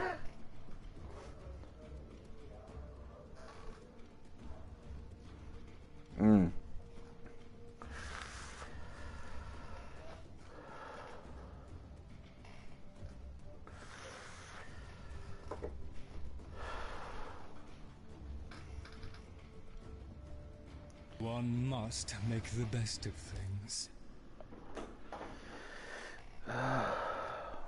One must make the best of things, is that right? Okay. That dude looks sad today. Why is he sad? He's with his buddy. Lloyd? Oh, you are looking rested. Might there be anything I can assist you with? I have some thoughts on... yes. Yes. Yeah.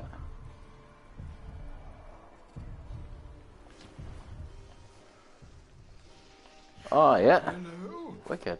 Sorry to bother, but has Tagfer said anything to you about Cool. me?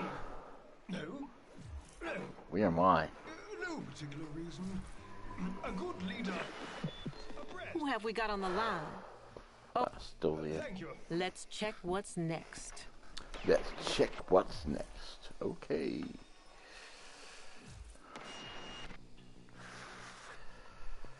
I've done fuck all of this. Not yet.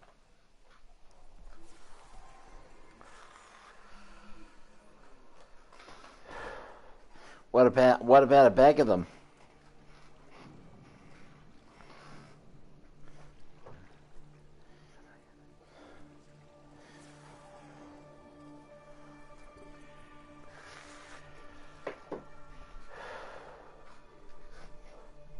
Oh.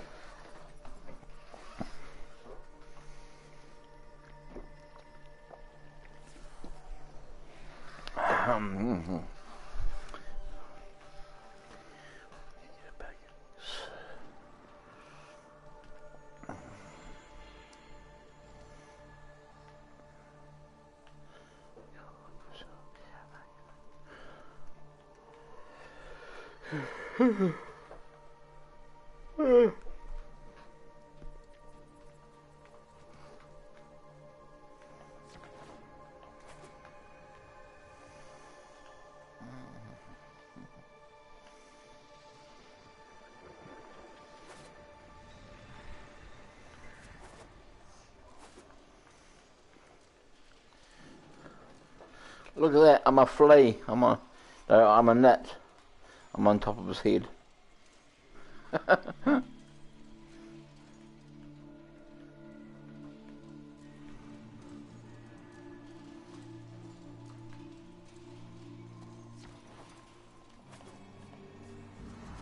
Oh, shit.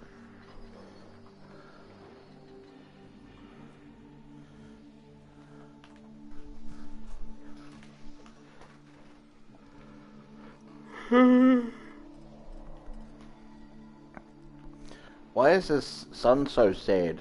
I thought they were happy. I thought they were happy to be together. He looks so sad today.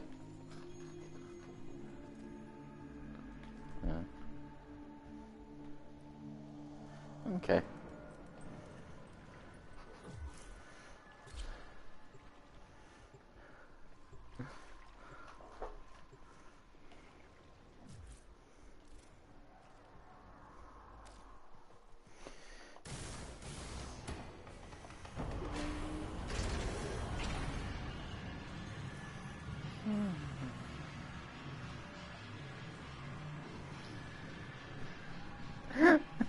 I got that feeling. I was having a bit of a laugh about it.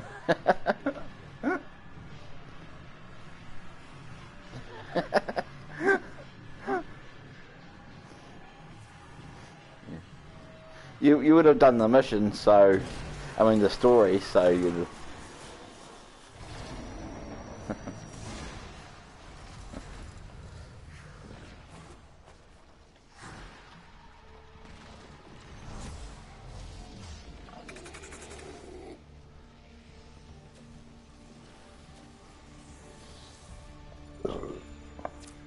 Your glyphs. So, hit the terminal to exit into the labs. Look how fast Davey is. Zoom. The Netracell is deep in this lab maze. Get control of a few terminals. That'll help you zero in on it.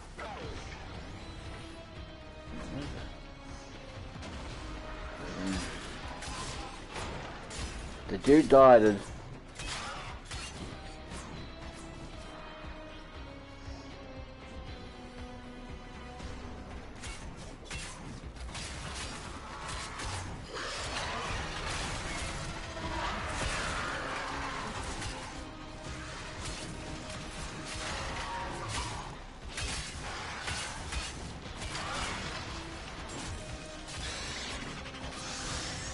Operator, eh?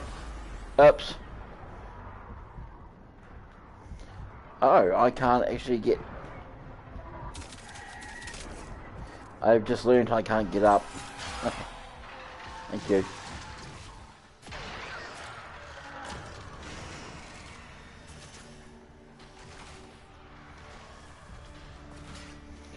The hell?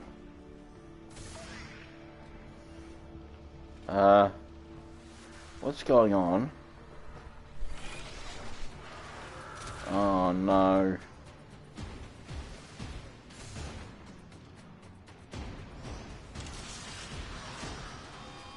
Oh, this is gonna be fun. Yeah. Yeah, I got it back, thank God. Huh? I just lost all my weapons. They weren't working.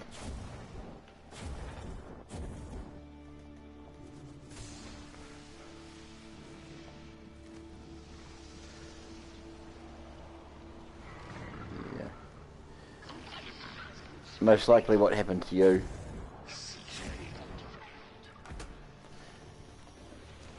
Is that what happened to you? You lost your weapons? Oh, yeah.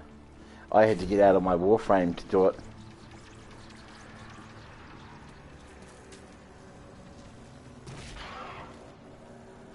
Where the hang do you guys go? Up there somewhere. Okay.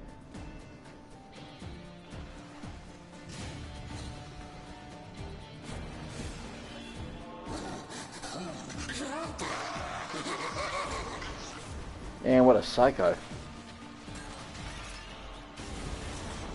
Like, what the fuck?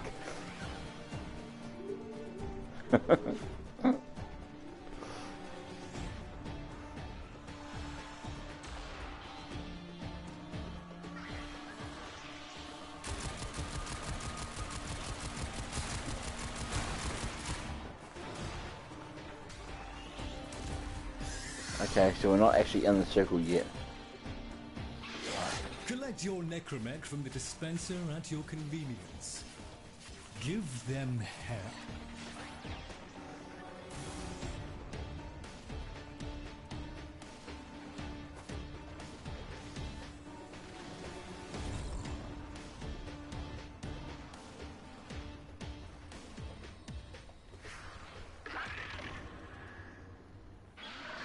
What's in here? Something's in here. Some massive ass robot.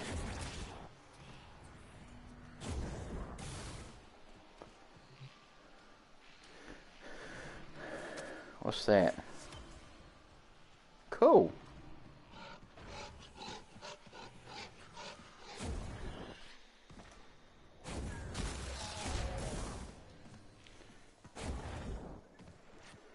Oh. Over that way. Okay. Now, where's the exit? Up there.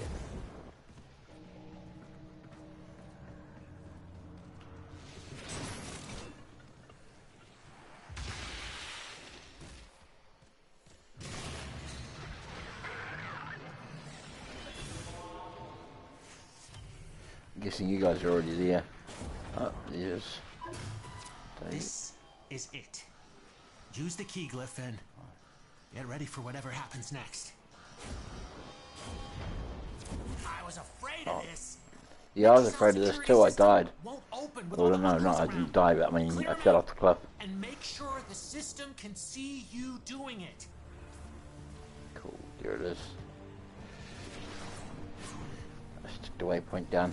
Not the waypoint, I meant to say the, this thing. Big giant circle thing to keep everyone alive.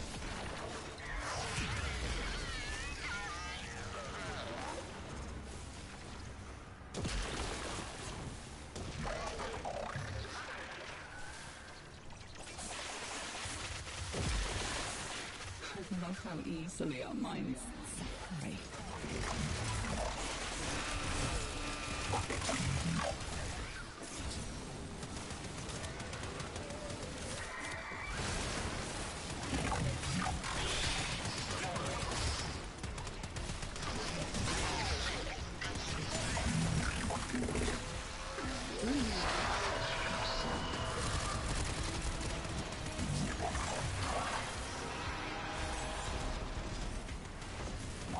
slow motion. Okay.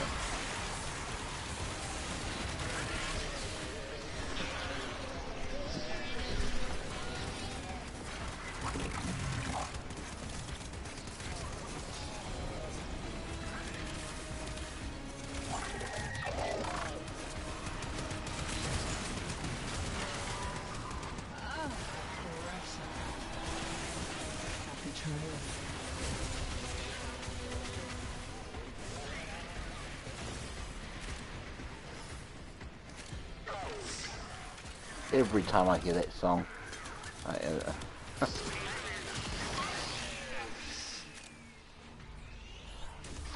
no clue why every time I hear those words I hear that song, but yeah. Old TV shows.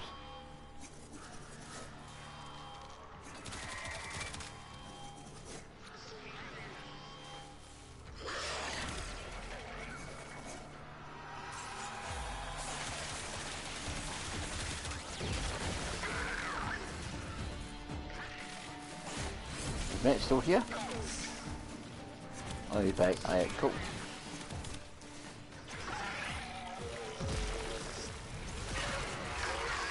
Oh, yeah.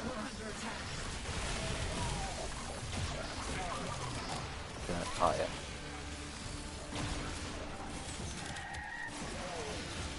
I picked up something cool.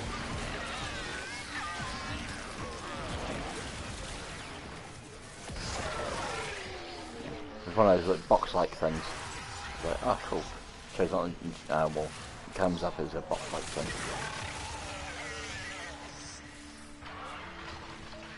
Where are these things? They must be down. Oh, yeah.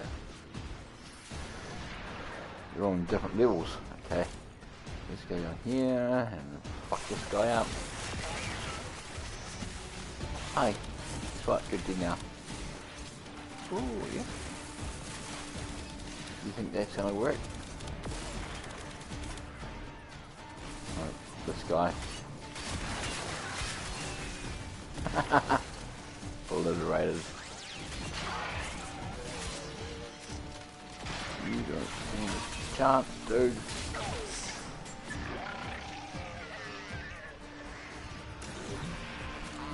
This has got to be a normal. Necromites are slowing us down. Find him, smash him. Hello.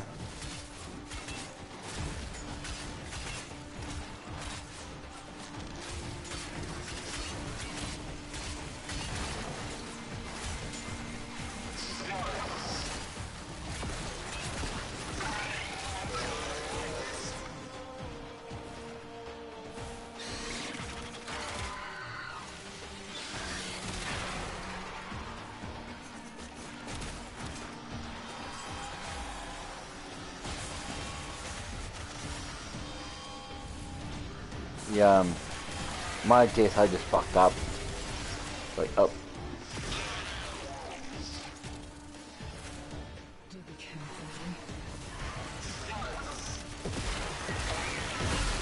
Security level dropping. Don't quit now. I gotta know what's in that netrocell.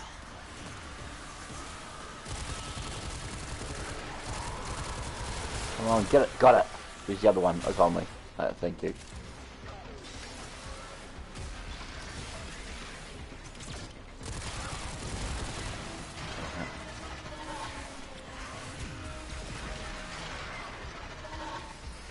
That is such an awesome thing to know, eh? How to get rid of those damn lasers.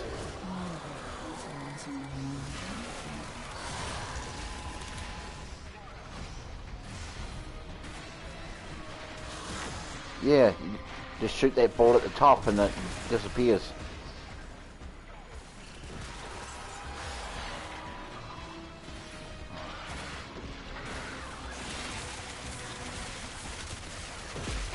The only thing is you gotta keep moving while it's chasing you when you're shooting. Hello. Oh yeah. Albrecht's damn necromites are reinforcing the netrocell. Your hands are tied until you knock them out. Yeah, here's some blinding stuff for them. Oh, hello, dude. Let's kick your ass. So I would love to get my thing unlocked.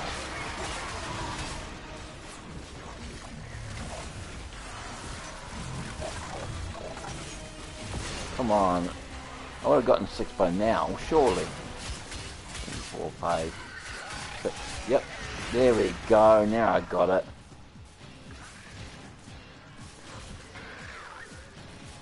Now they're really going to get fucked up.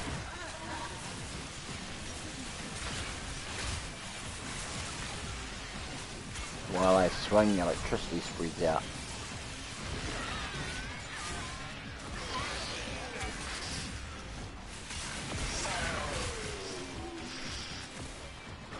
I fly.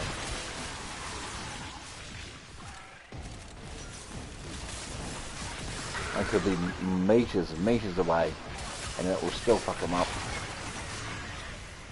The electricity.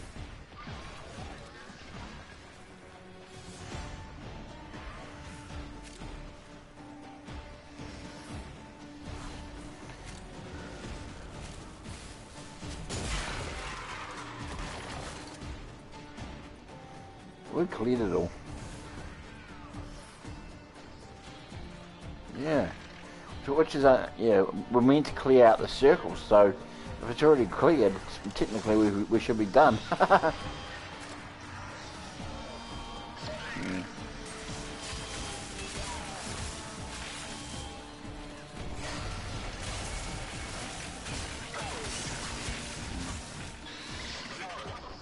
Stranger appeared. Cool. Oh, guys are over there. Oh, fuck this thing up. Was hiding, and get back to the sanctum. Sanctum, eh?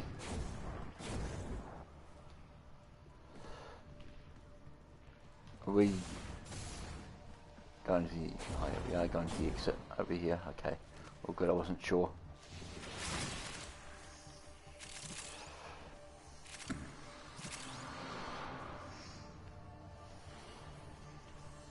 How... I'm just wondering, do we get to go this multiple times or just once? Okay. Next time.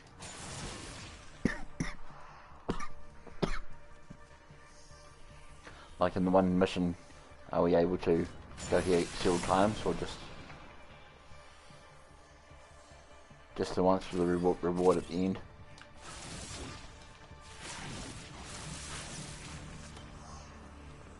Hey? Alright.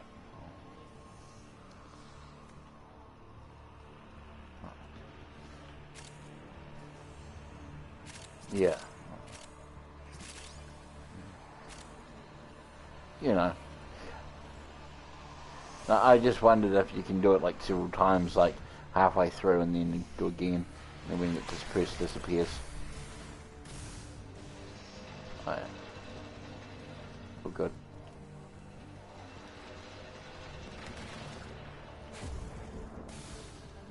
Why?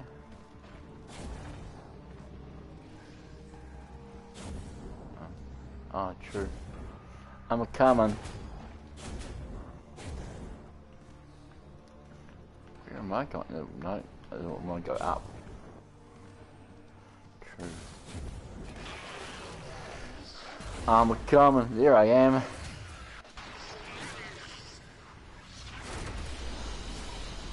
Another job well executed. Imagine that was actually a shark's mouth.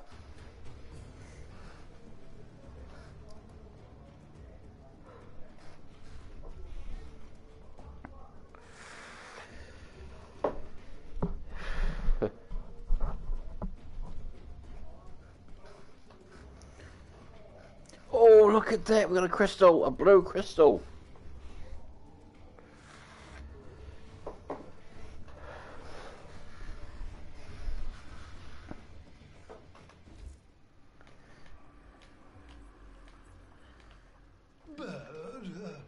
Be a love and look into the meaning of internal monologue.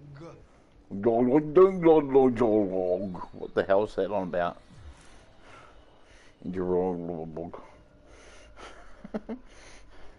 it's like you're speaking slow motion.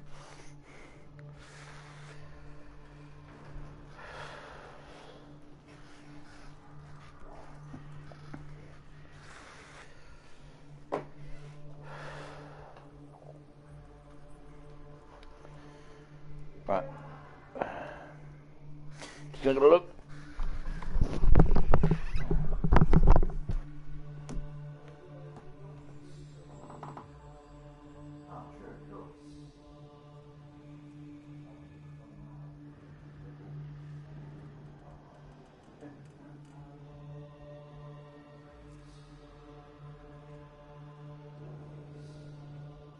Okay.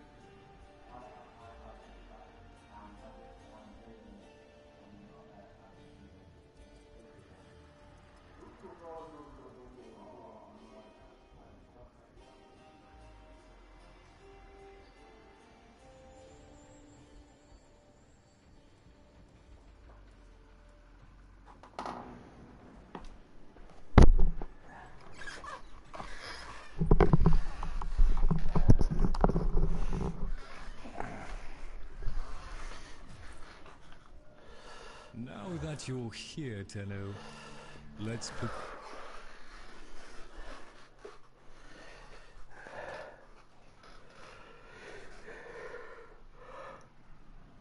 I wanted to rank up, but I don't have enough knickknacks to sell to get standing.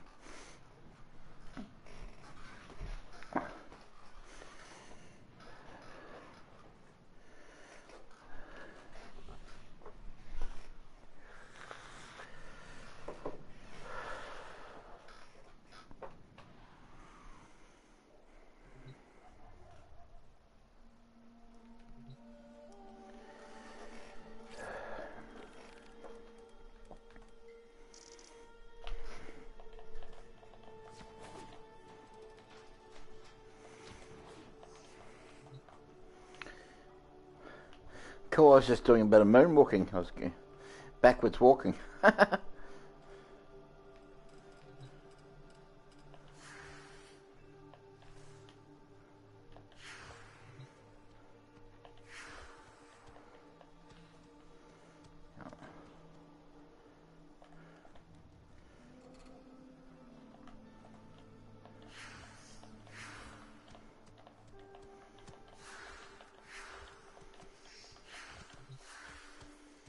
Cool. Alright.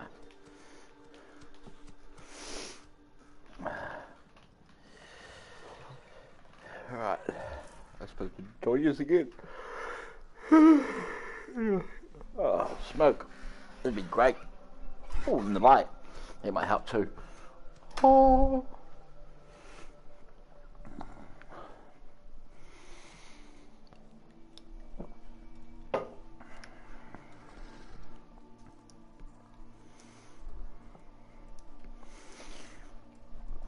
Oh, shoot. This is probably like my, I'd say second or third smoke, and that's what I'm about to roll, is I think my third smoke today. Yeah. That's pretty good. Yeah. I I woke up in the middle of the night at some crazy hour, and my chest was sore, and I was like, I need to quit smoking. So I was like, right, all day tomorrow, I'm gonna vape, and I'm just gonna drink my watery juice. I got the energy drink first, and then I can have my watery juice. But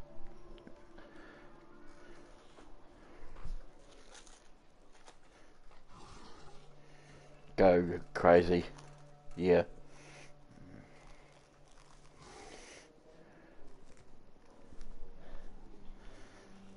Yeah. Yeah.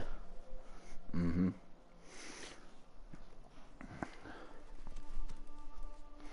And then I blink and my pouch is gone, or almost gone.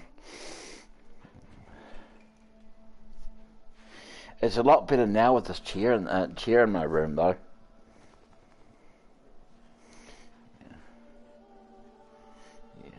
Yeah.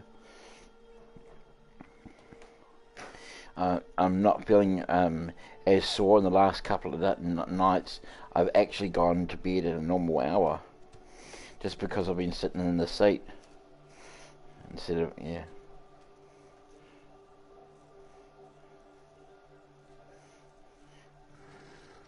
And I'm nowhere near as sore because I'm not leaning and all that when I'm sitting, so my shoulder doesn't end up getting busted, and yeah.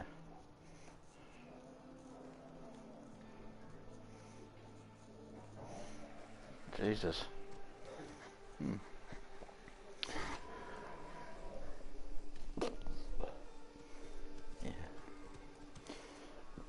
Oh, yeah. Is Rowan still down here, or is he gone?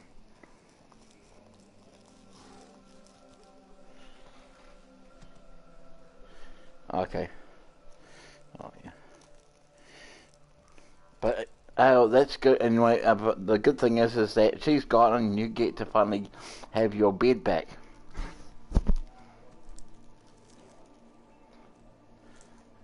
Oh yeah.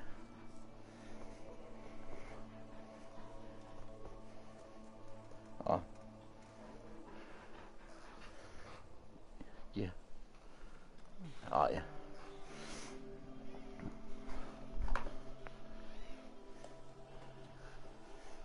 Yeah.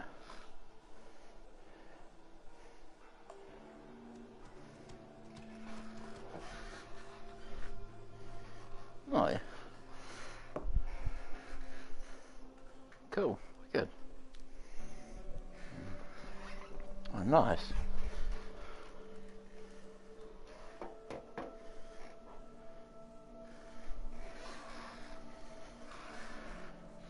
Oh, wicked.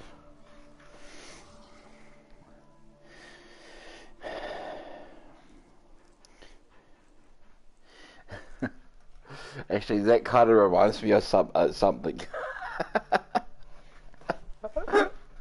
Oh, right. So, me and my girlfriend at the time, right, Shalay, right, she hates a certain voice that I can do, and it's a witch's voice. You might have heard me do it now once in a while. Anyway, so anyway, we're living here's a flatmate, right, and she dared me to do the witch's voice. Now Shalay hates it and warned me prior that if I do it, I'm going to be sleeping on the floor for 2 weeks.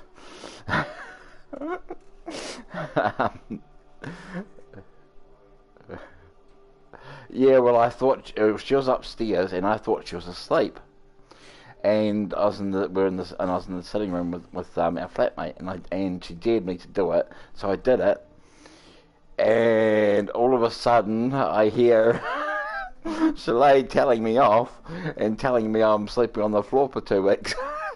Luckily, she felt sorry for me and missed someone in the bed, so I got away with 1 week. But god damn, my back and everything was sore.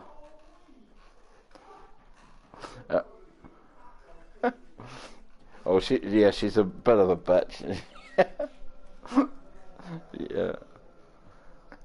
Yeah.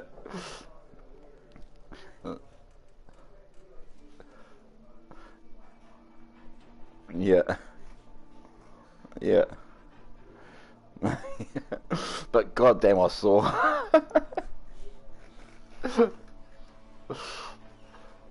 I'll see if I. It's been a wee while since I've done it, but I'll do the witch's voice on here.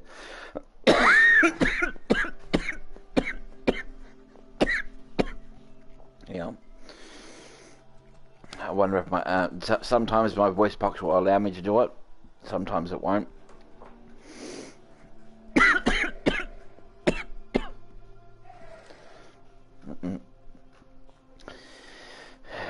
Right.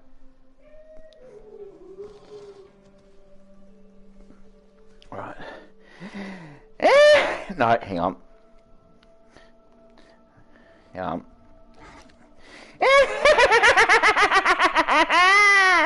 I'm gonna eat your soul.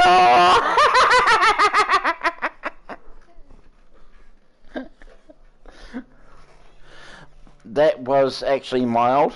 Usually it's higher pitched than that, but my voice box just wouldn't let me do it today. Huh?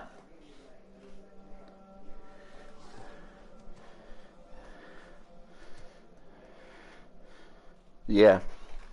Yeah.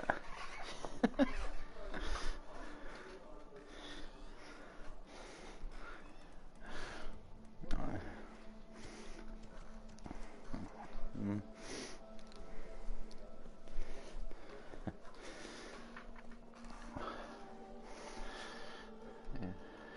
Yeah.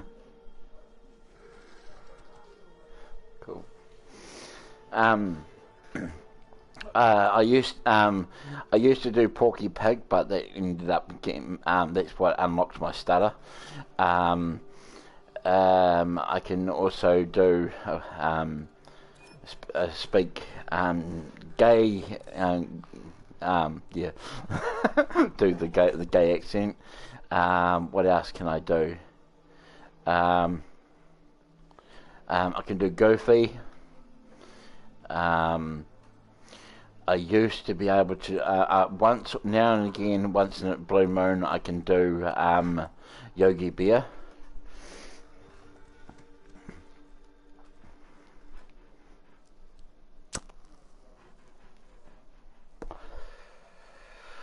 What?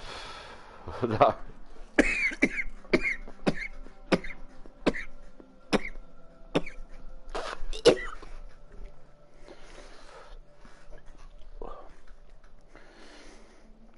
Jesus.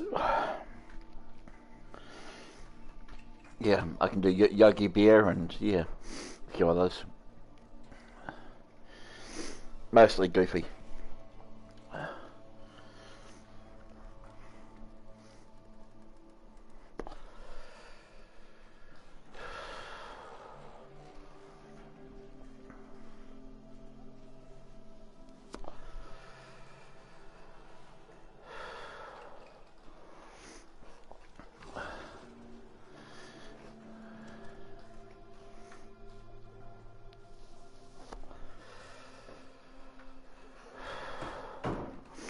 Some chicks like the voices. My ex-girlfriend didn't. The only one she liked was the Goofy.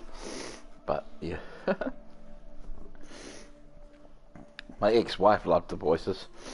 It was actually started actually getting annoying because she would have friends, her friends come over, and she would go and get me to do the voice. The voices, yeah.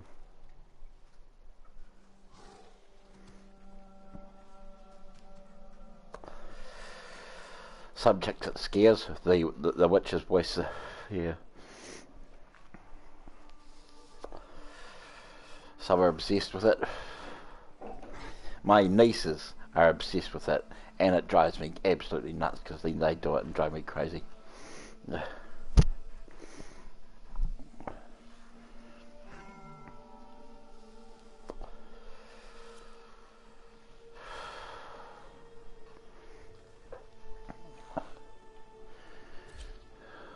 shit, we're starting already. Okay. That's all good. That's okay. I'll just take a swig.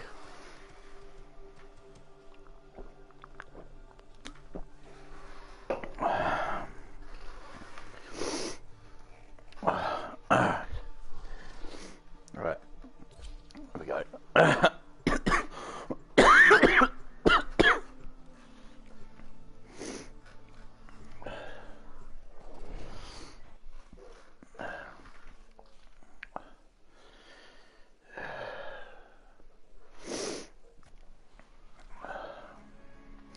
Oh, well, yep.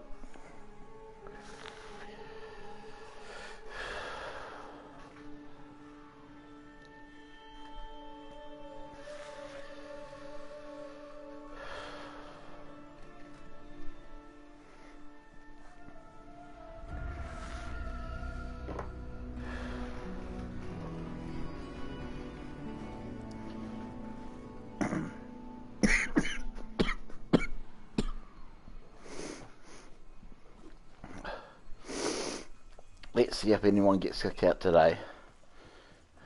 Right,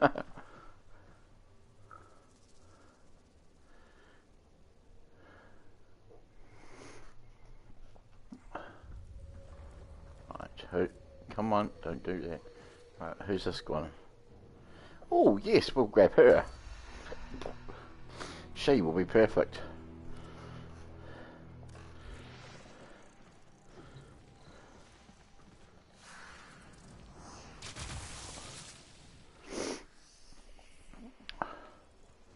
Right, what weapon should I go for? This one here? The Old Faithful?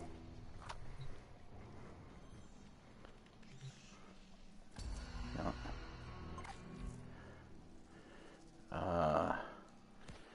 And knives. We'll choose this melee, that looks pretty cool.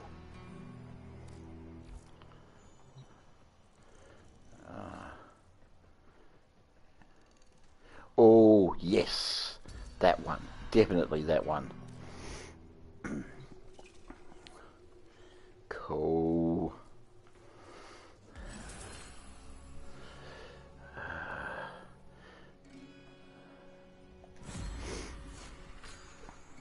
Cool.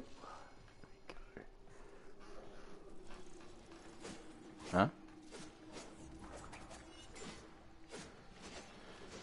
Yeah. Got Grendel. Yeah, I got my Wisp Prime. Oh yeah.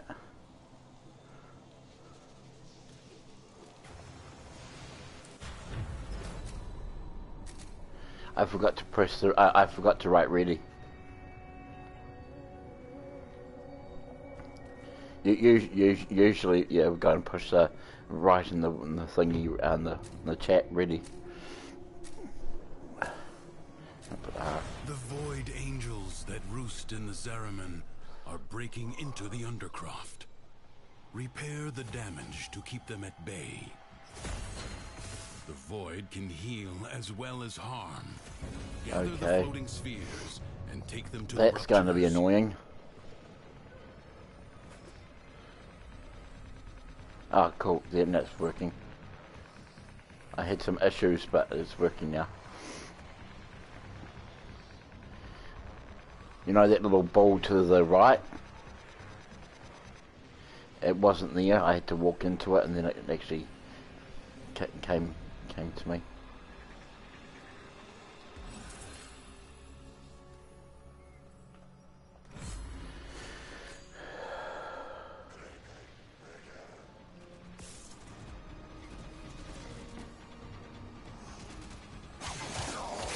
Oh, I love this. What is it? Don't worry. I was just talking to myself pretty much.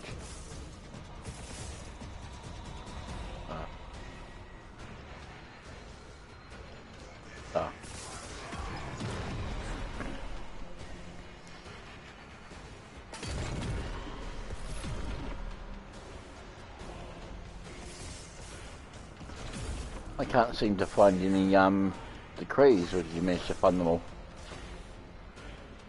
Oh, yeah. Sorry.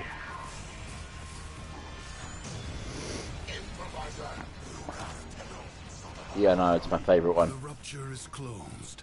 The paradox stabilizes. Fight on. Close the ruptures as you would staunch the wounds of a comrade.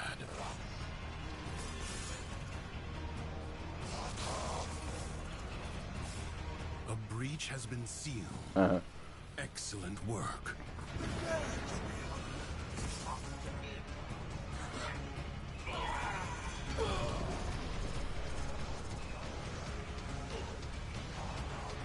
We on C already?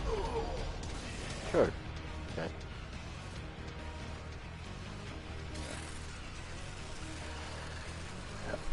I should have enough to do the whole thing. If the Void Angels break through the wall, their master will be freed. Do not allow that to happen.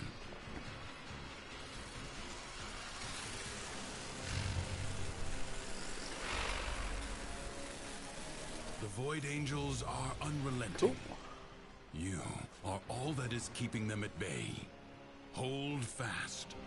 Hold fast. How am I meant to get that one?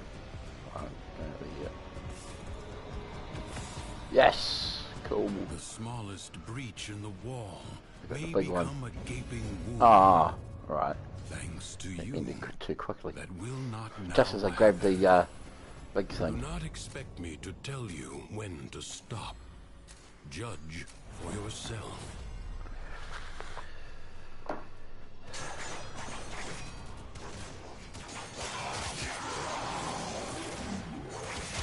I fucking love this.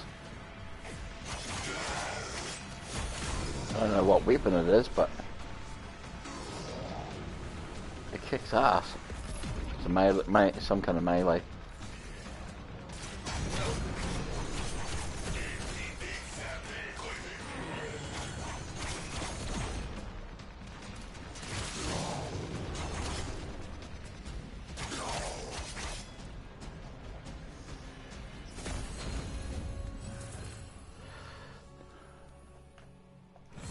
Oh, melee hit twice.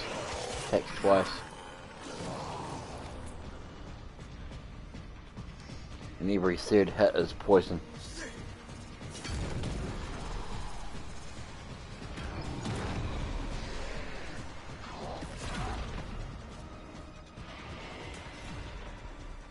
Yeah. I have a habit of, yep, calling it poison.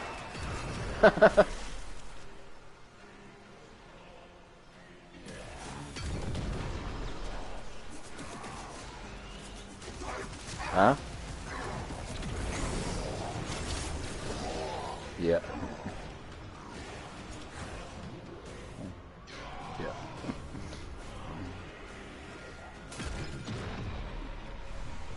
Yeah. That's fine.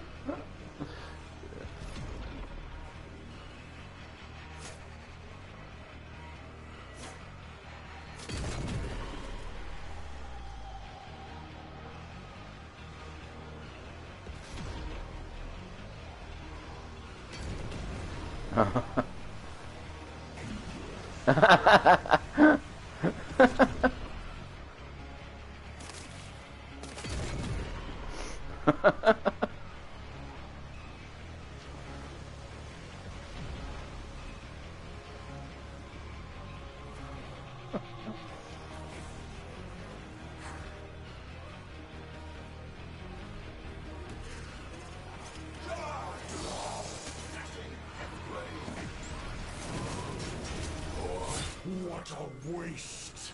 Your scarred vessel comes to beg once more? You will never pry the Yanis key from the clutches of its rightful I'm so glad that this doesn't doesn't record that, eh? and the void salutes me. You will die a lifetime, an eternity, a universe of deaths before you are blessed by the endlessness of this place, this paradise. I will never close an eye to the gift that is the void. Even as my flesh hardens, a wall of bone awaits my joining. This struggle goes on for as long as you can stand. Endurance is defiance. Prove you can endure the Undercroft at its most oppressive. You call this most oppressive, really? We've got all our favourite Warframes.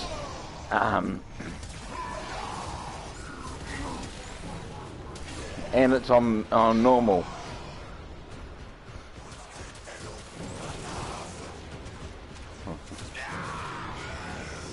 Oh, true. Yeah.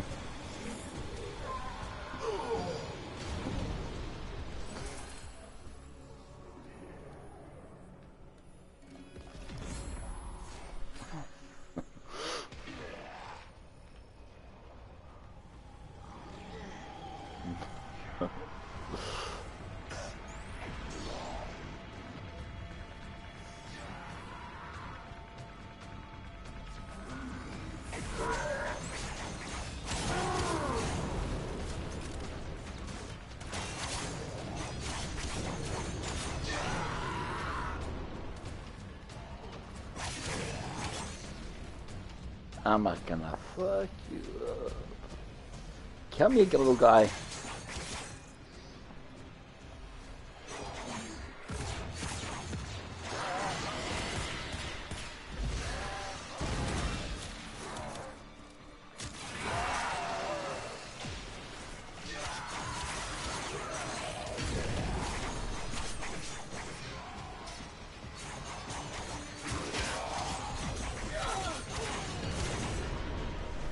Time for my sausage, is it?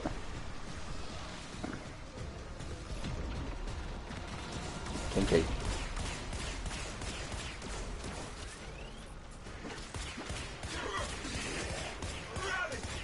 This guy's just not dying. There's a guy that's like just sitting there. He's an enemy. He's blasting at nobody and I'm shooting him and points are coming up. But he's not dying.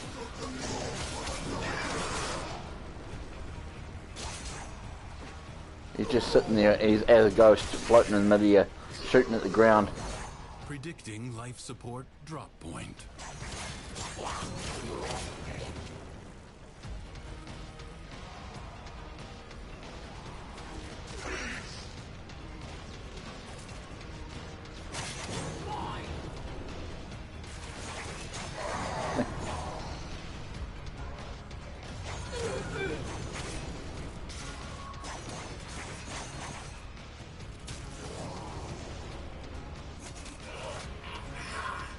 Life support is limited.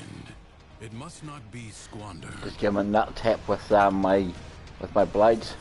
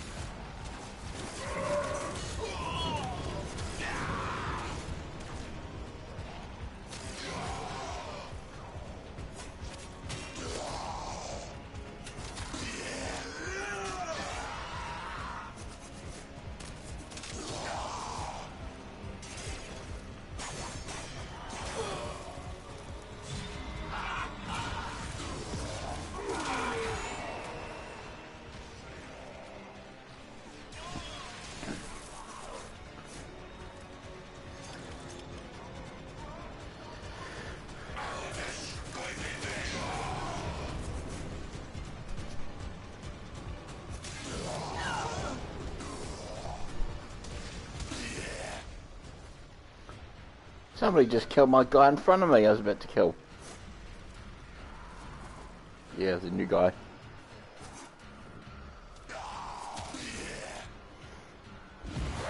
Our teammate, he just like ran in front of me, kills the guy, and I'm like, hey.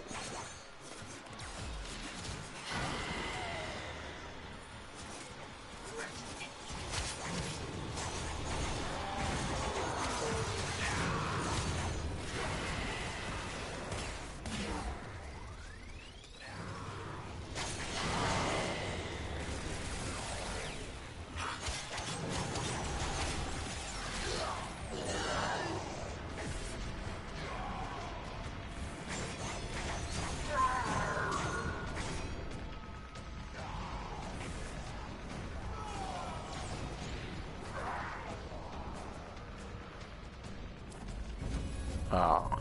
I advise you not to be content with merely doing enough.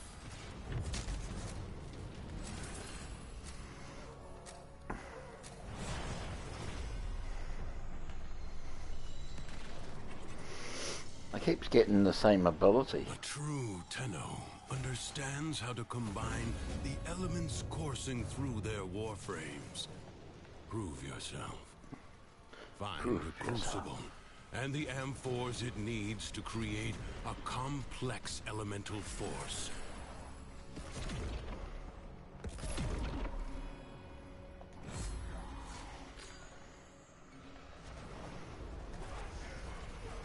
Oh, yeah, cool. This is another one I like. You found a crucible. Throwing shit at things. Liberate the necessary amphors from your enemies. Combine electricity and toxin amphors to produce the corrosive elemental force.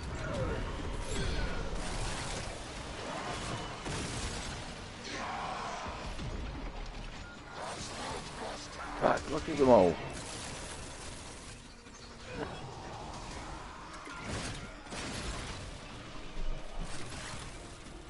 Oh, yuck.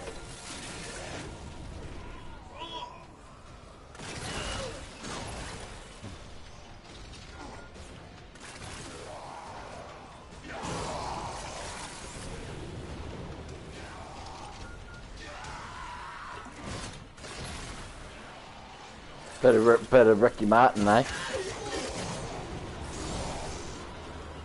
Find an amphor and throw it at the crucible. You know, shaboom, shaboom. Oh, baby, when she moves, she moves.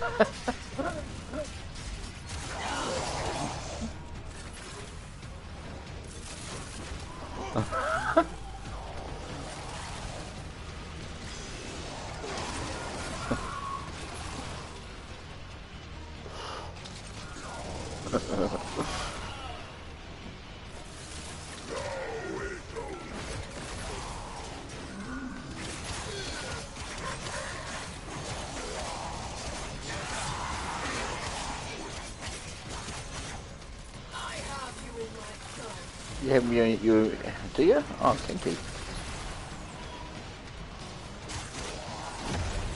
She has me on her sights. You have birthed a complex elemental force. Create another. Corrosion's elemental force. Didn't we just do this one? Of toxin and electricity. Usually it's different each time, but we've got the exact same one this time.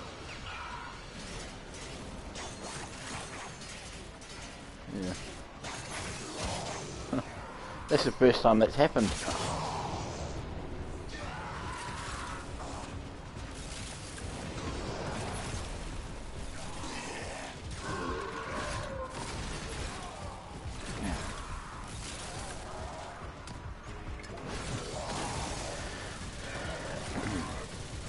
Hey, you know what I wonder is when we throw these things at there, right, at the ball, and it explodes in like big clouds of gas and all that. Does that gas kill the bad guys that are nearby it? Oh.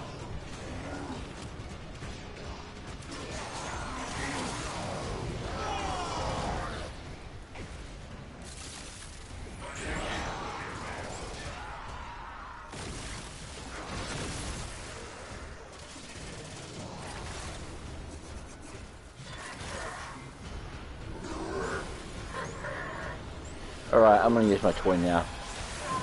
Before I don't get to use it.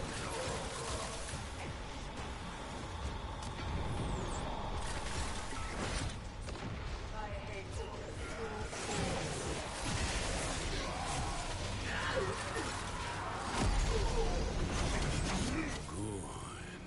Replicate these elemental combinations as you modify your weapons and warframes. What ones? Oh. No ones. Okay. Alright. Leave now or later. But leave you must, for the Undercroft is inexhaustible. He's so wise, isn't he?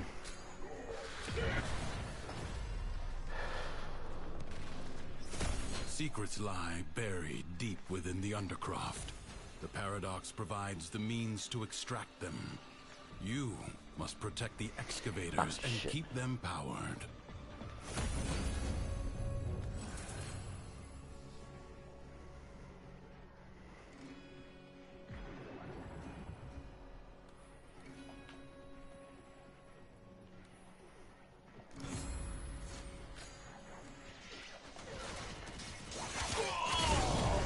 You wanna fucking attack me while I'm doing my decree? Well, screw you.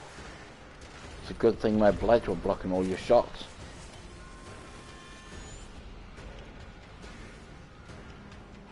No, it was just the pop-up decree thing. You know, the I don't know.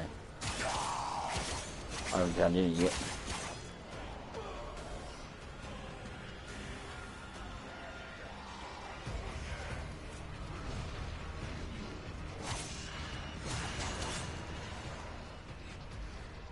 An extractor requires power.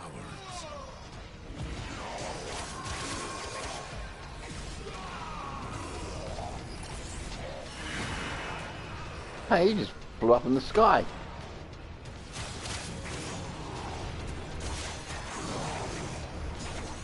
Man, I got some lethal ass swords now.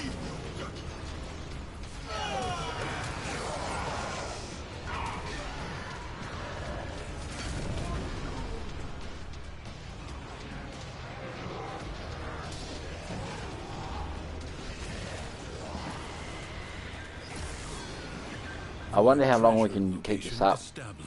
Like, keep doing this for ages. Us three, like, actual good players. You know.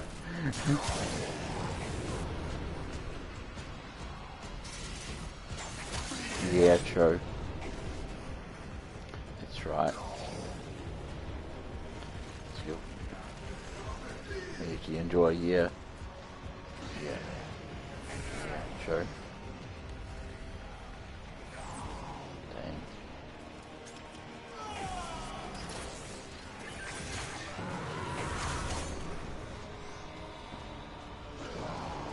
Oh shit, who started up B?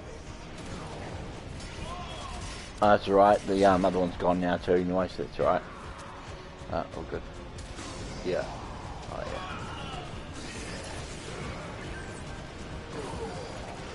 Sense another void treasure. Extractor in place.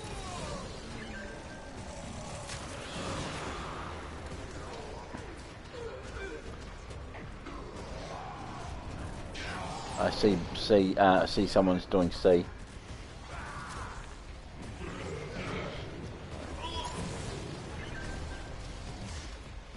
I can do. I can help you with B.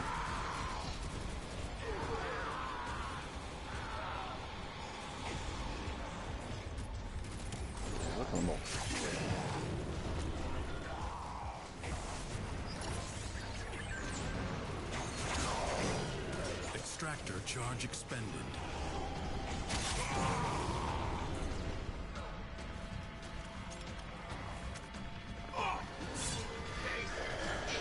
Oh, yep, cool. See you now. Marking void treasure extraction site.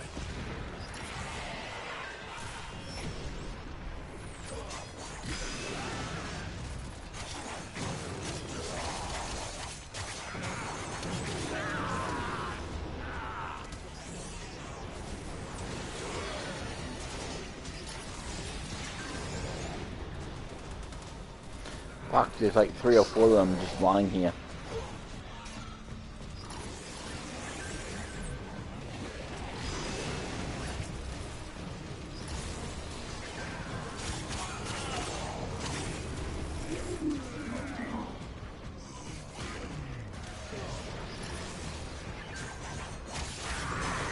You have gained much. If you choose, you may now leave. That was fun. It is my duty to make extraordinary demands of exceptional people.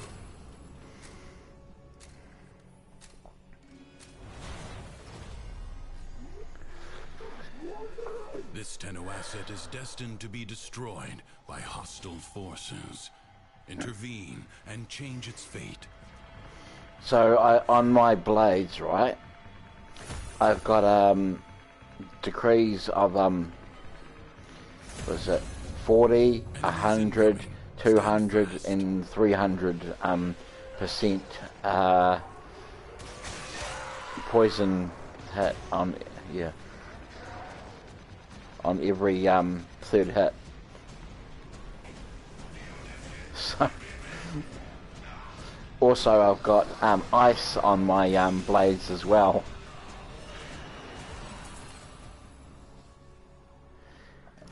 And now I've got one for ice. What is it? Ice and three other items. Three other abilities. I can't remember.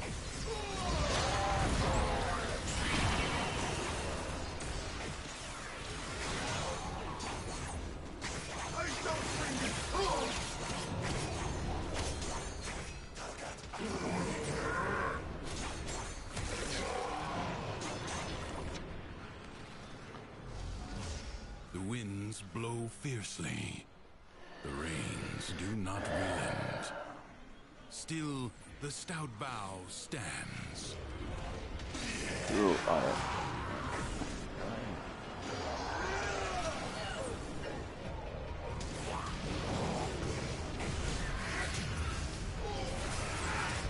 I might just do this. I haven't put one out here so far. I forgot about it actually. I just put out a well.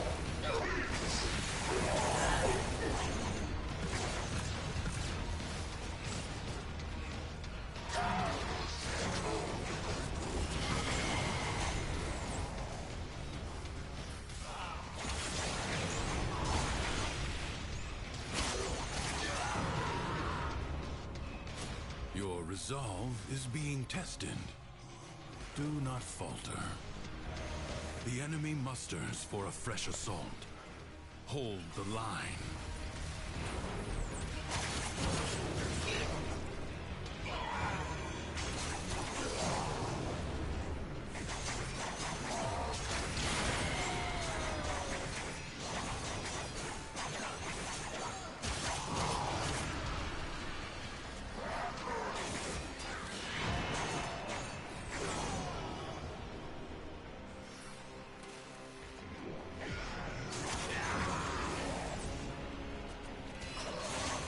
Cool.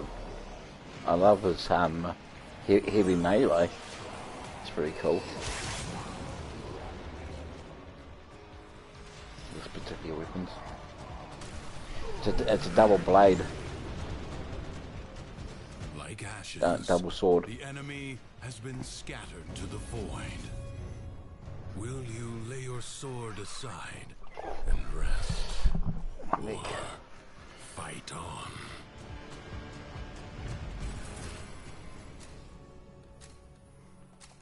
Ooh. Double status damage. Sweet.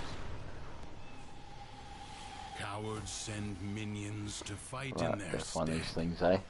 This jackal is a mere envoy. Destroy it.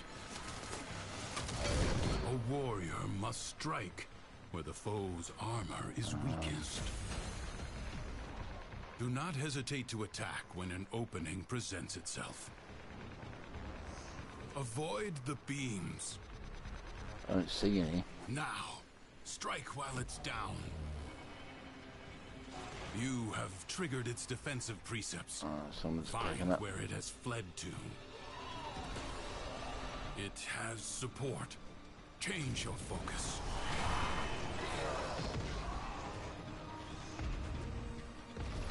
Oh well, I can't find any. I suppose we go start attacking this thing.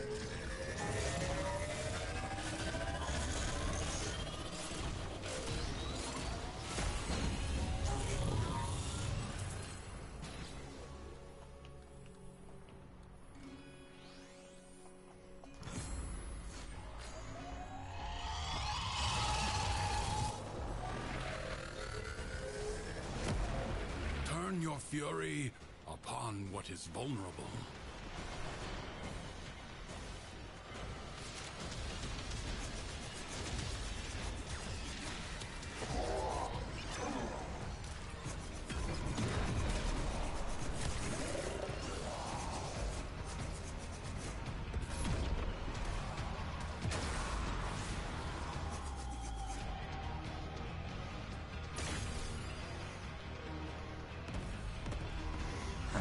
few more kills, and I can probably do it now if I wanted to. Is all the bad guys gone? Not quite. Okay.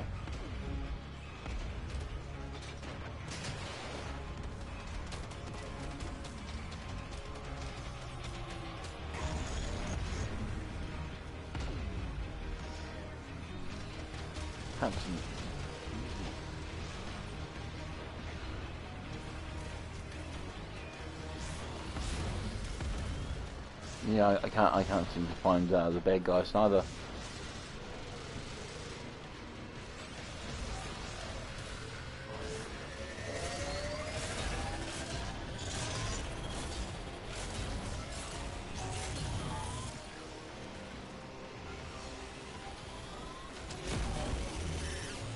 It will not get up again. Finish it. There you go. Skill has triumphed over mere machinery. You have done well. Do not expect me to tell you when to stop. Judge for yourself. Double plant drops. Cool. Huh?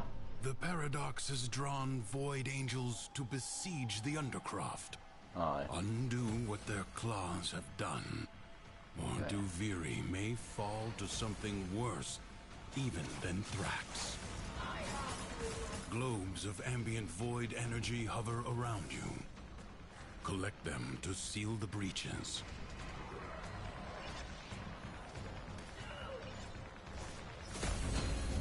You found them all.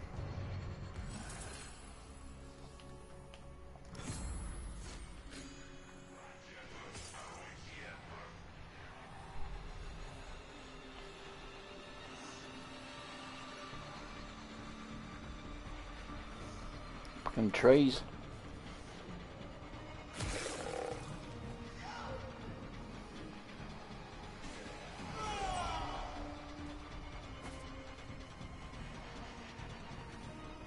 Here's some. Woohoo. Ah. I was about to get some and then it disappeared in front of my eyes. What? What about the back of them? Yeah.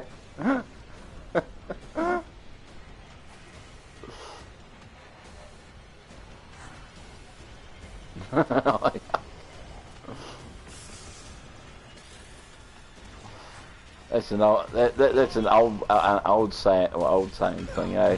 Insult. Go eat a bag of dicks. Huh? A breach has been sealed. Excellent work. Fight on. Close the ruptures as you would staunch the wounds of a comrade. That song, there's that also that song. The way telling people different ways to how to go fuck themselves.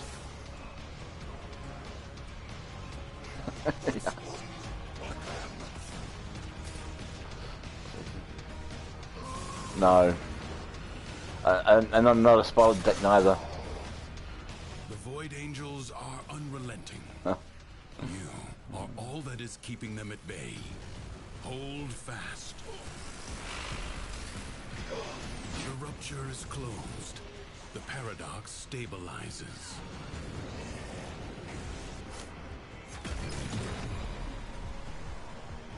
Oh, we're going to the D, are we?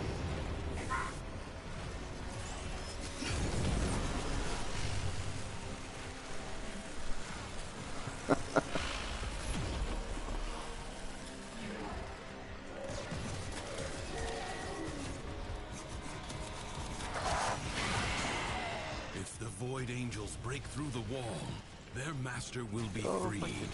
Do not allow that to happen.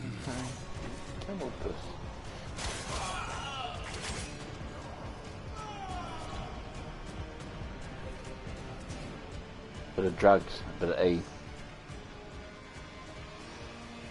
No.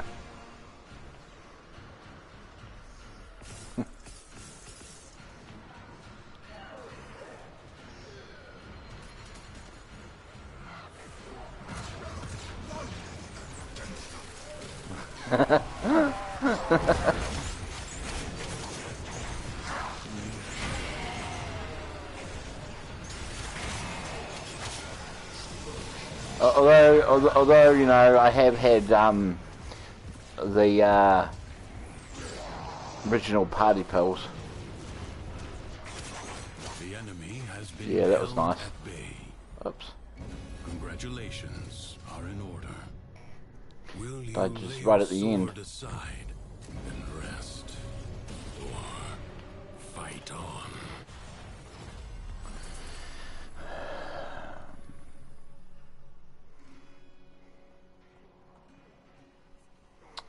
I will go with that one. Oh shoot, I should win.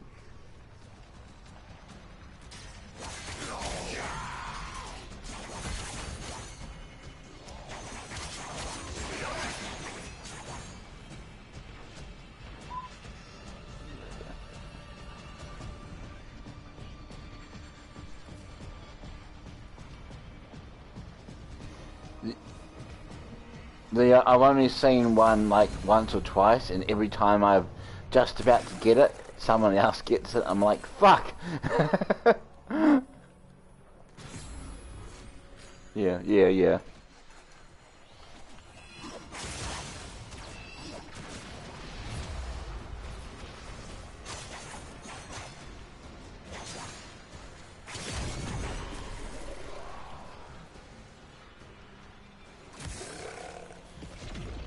But you know, it's in your sight, you know, in your line of sight to go up and get it, and you're like, oh, fuck. Yeah.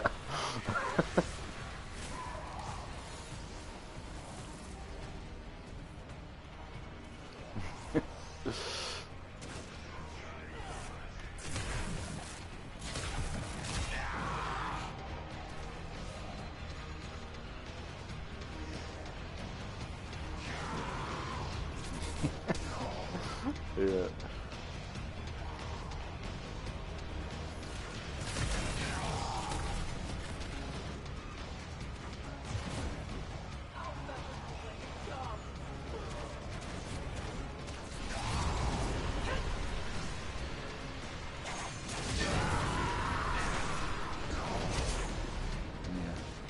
Yeah.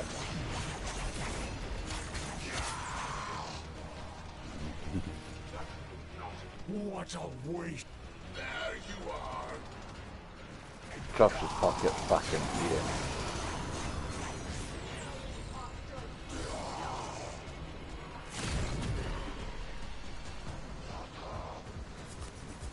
My aim is true. Your aim is dead.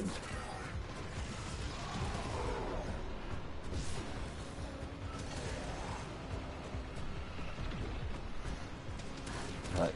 My aim is true, and then one shot with my blade and she's dead.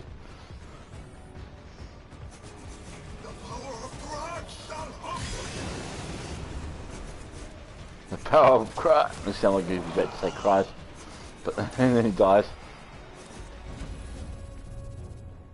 It is my No, duty to make extraordinary demands of exceptional people.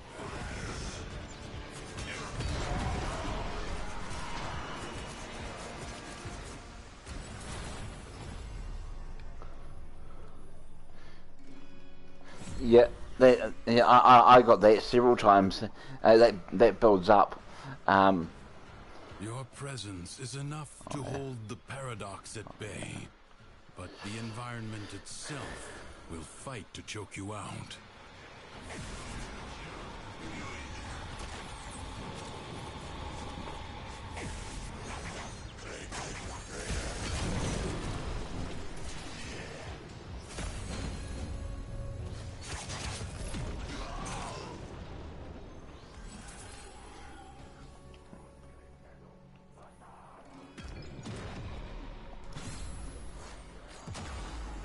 Motherfucker. Thanks.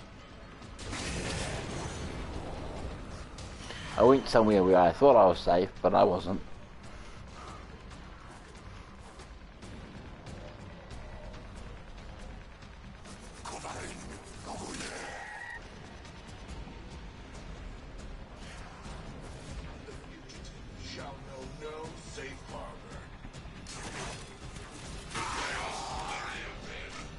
Yeah, some of those things have.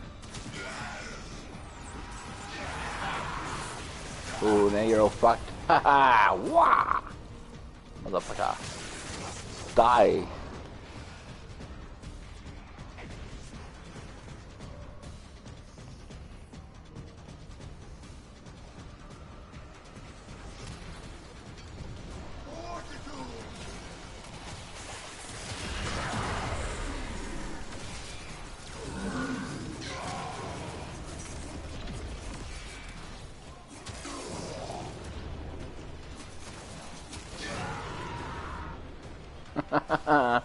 These cunts don't stand a chance. Oh, yeah. My, how many I can throw at a time now has gone up to 30.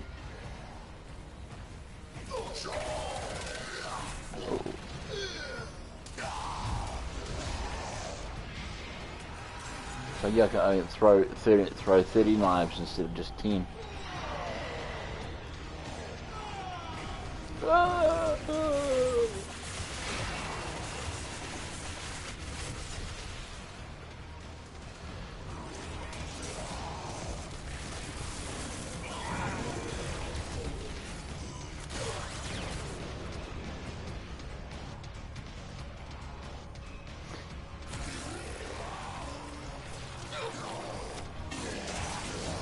Prepare to receive life support.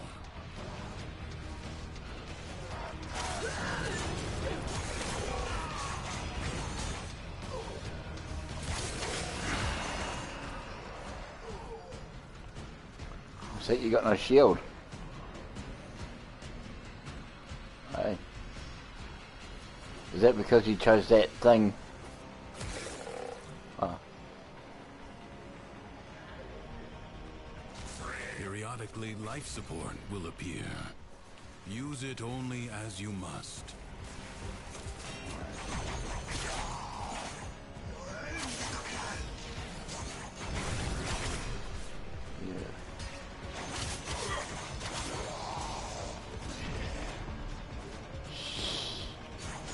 Yeah.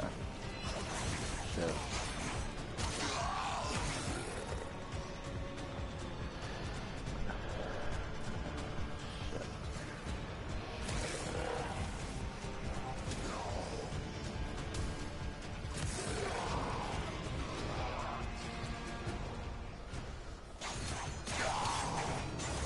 Where do you think you're going?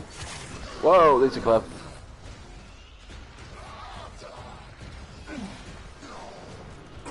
No! Damn it. I want that plunker up there and couldn't make it. Couldn't make the jump. Systems Jesus. charged with life You got support. your toy, I see. Or somebody has. You got Dave's toy.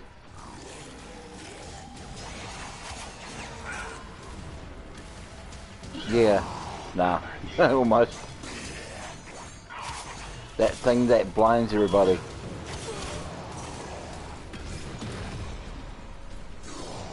No, somebody does. It's the other guy, the teammate. Link. Where are ya?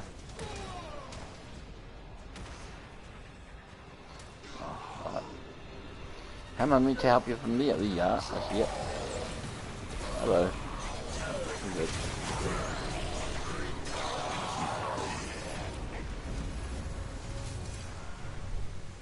This struggle goes on for as long as you can stand.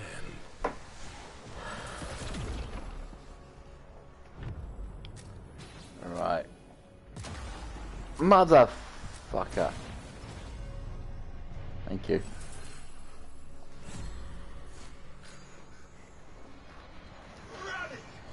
crucibles.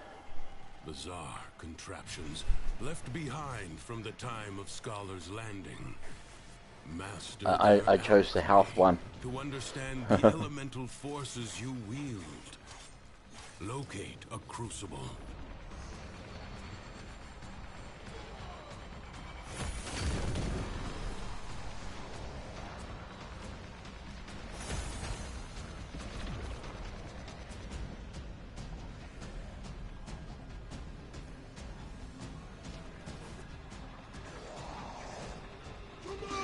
I know there will be one over here.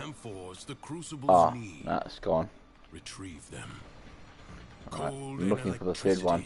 These are the amphors you seek.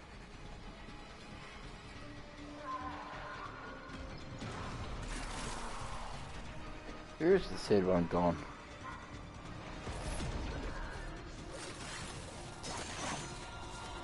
I don't think you've ever found that, have you? Oh shit! That was so close. I slammed off the map.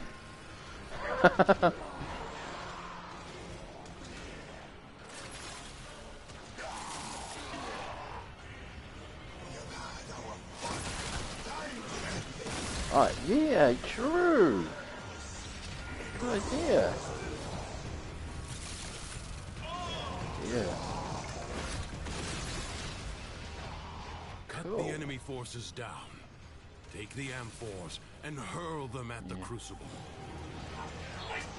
I'm so used to doing it with the I'm used to somewhat doing it with the horse, but yeah.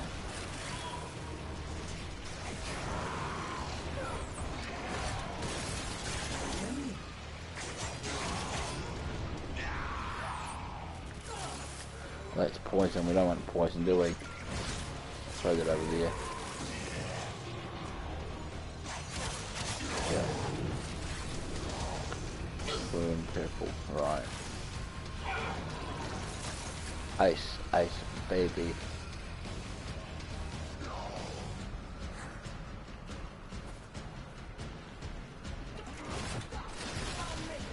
Yeah, sometimes this one can get quite hard to be able to actually do what you mean to do, as well as.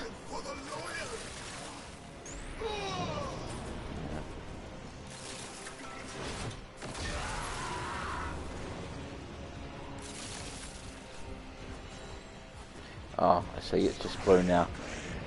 True.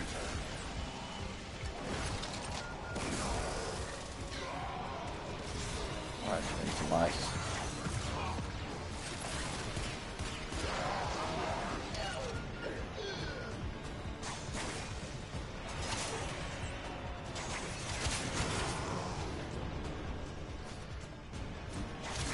Yeah, I did it before, but I had the wrong one anyway because it was already full, so I was like, ah, fuck it.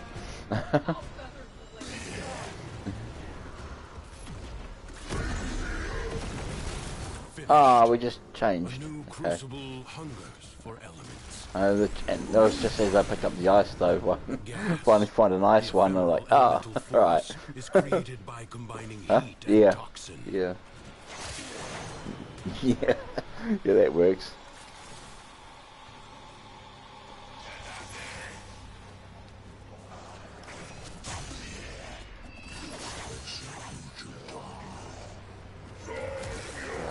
Oh, you're over there, okay.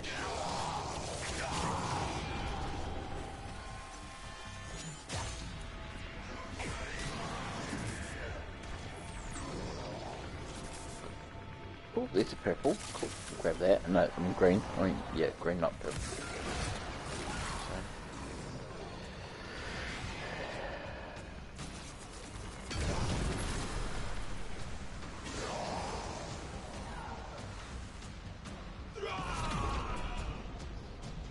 I didn't even give you one. Come on, we are legal. Oh, shit. Cool.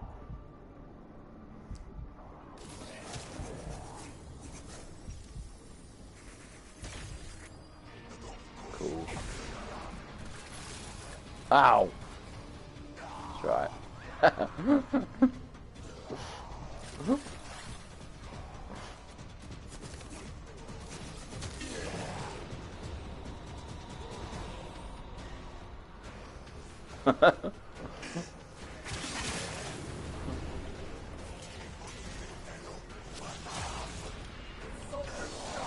Oh crap, and that one just disappeared by itself. I haven't even picked up one yet. Yeah.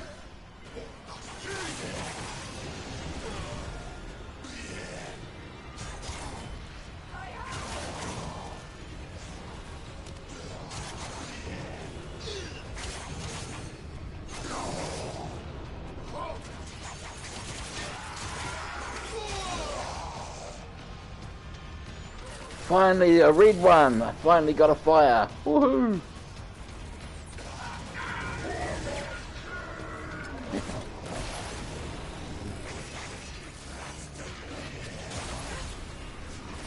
Yeah. Yeah, everyone but me. Yeah. Killing all the bad guys.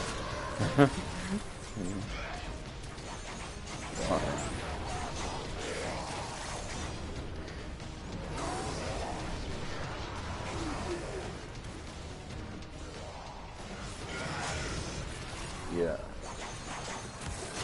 I run up to get it, and then someone swipes it from underneath me, or I run up to get it, and then it just disappears without yeah, it just vanishes. I'm like, oh shit.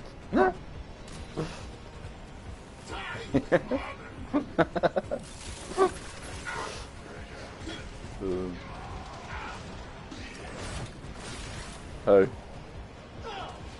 No.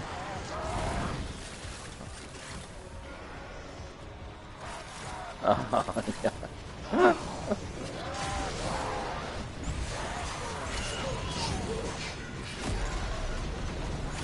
It is a comfort to know that even in the depths of the undercroft, Shit. the laws of alchemical science remain unbroken.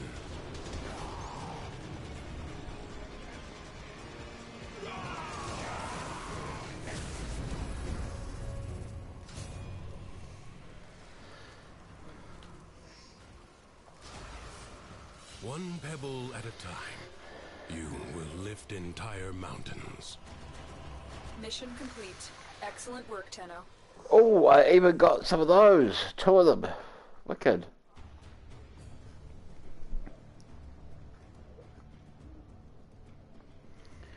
YOLO. YOLO. YAO. YOLO. I don't know.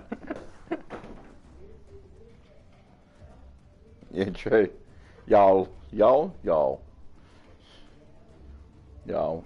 Y'all. Yow, I hurt my foot.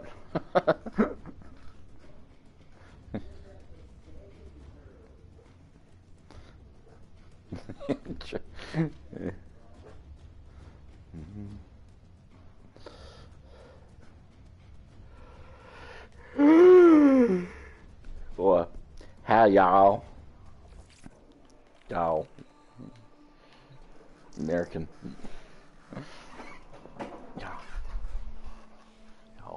Y'all. Oh, my ears.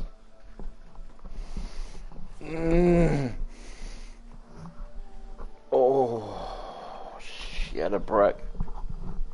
Let's go have a look, see what I got.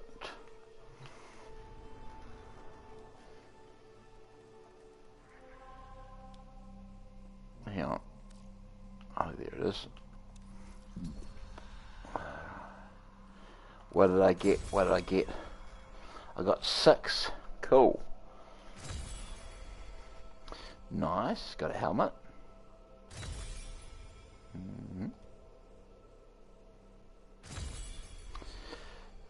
Oh, yeah. Ooh, yes. Chassis. Oh, yeah. Choice, man. Like, totally, dude.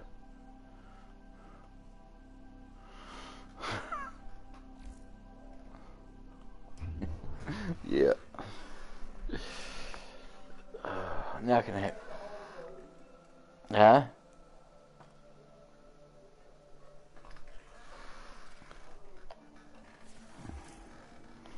I thought it was a bag of donkey sticks. What?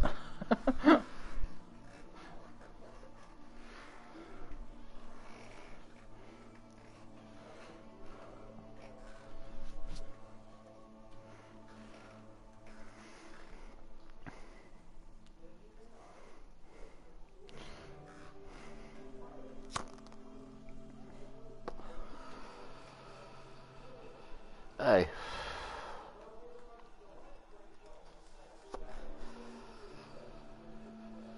Yeah.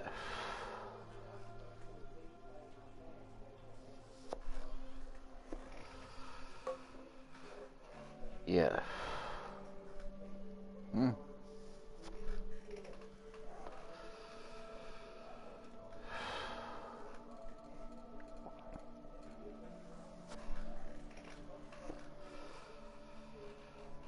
Yeah. Oh, yeah.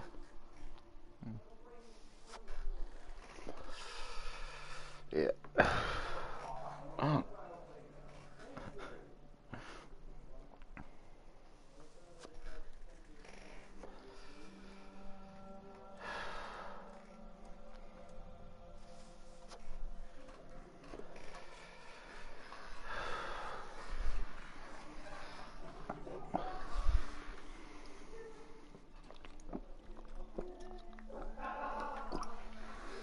Hey, that could be a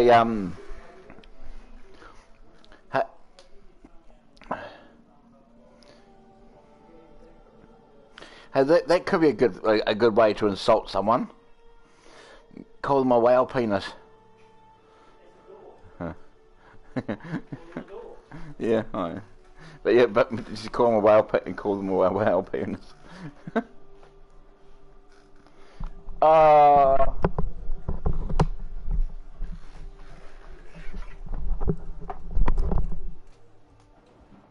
We lost ya.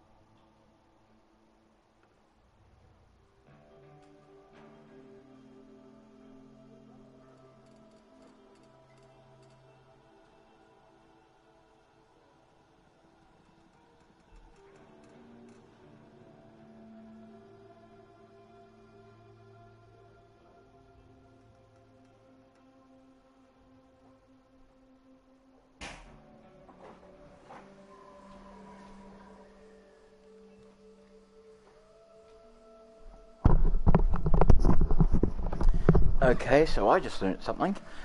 When you call someone a dork, what you're actually calling them as well is penis.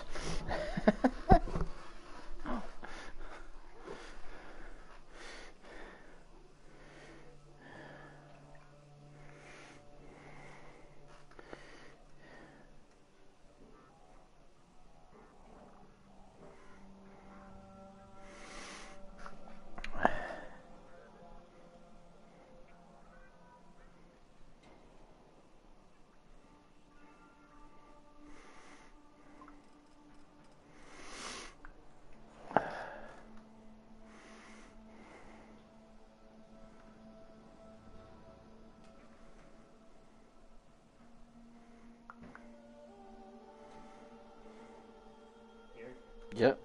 We have to make sure we cook those chicken things tonight. Tonight, yes. Yeah, I just pulled out the oven tray and realised it's still got your stuff from your friggin' sticks in it. Oh shit, I washed that out tonight too. Yeah.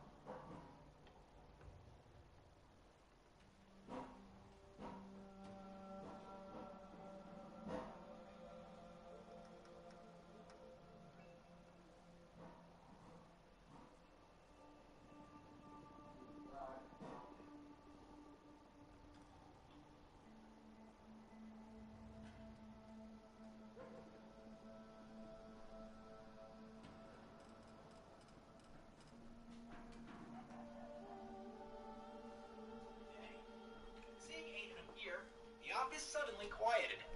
Cash was obviously overjoyed. He held Aiden's hand with exaggeration, on the brink of tears as he said, "Welcome back, Aiden.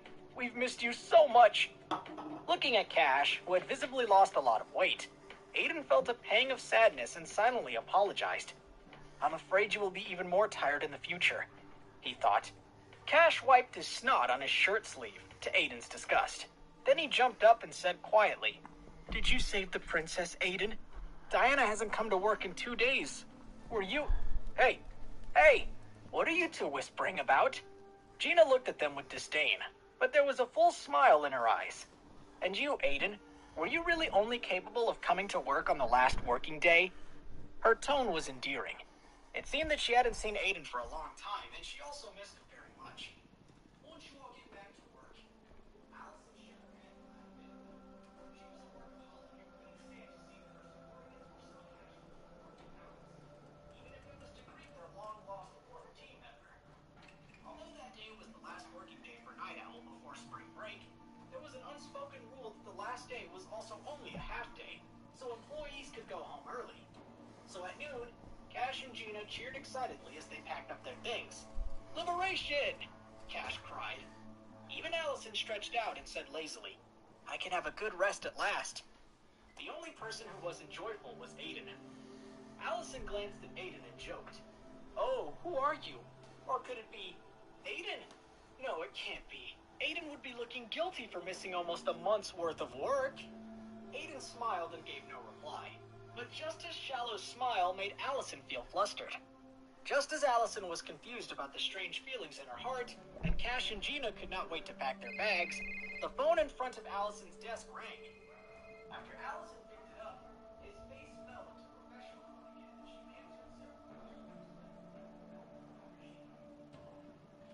After she hung up the phone, she said to Aiden and Cash, "Mr. Turner has asked you two to join his office." Cash immediately froze their face.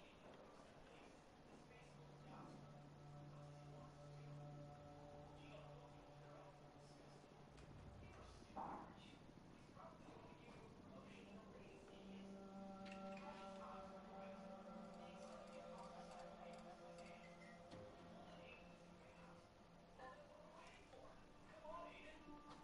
Aiden was pulled out of the office before he had a chance to fully react, but he quickly turned to Allison and Gina, mouthing the words, "Get ready." "What?"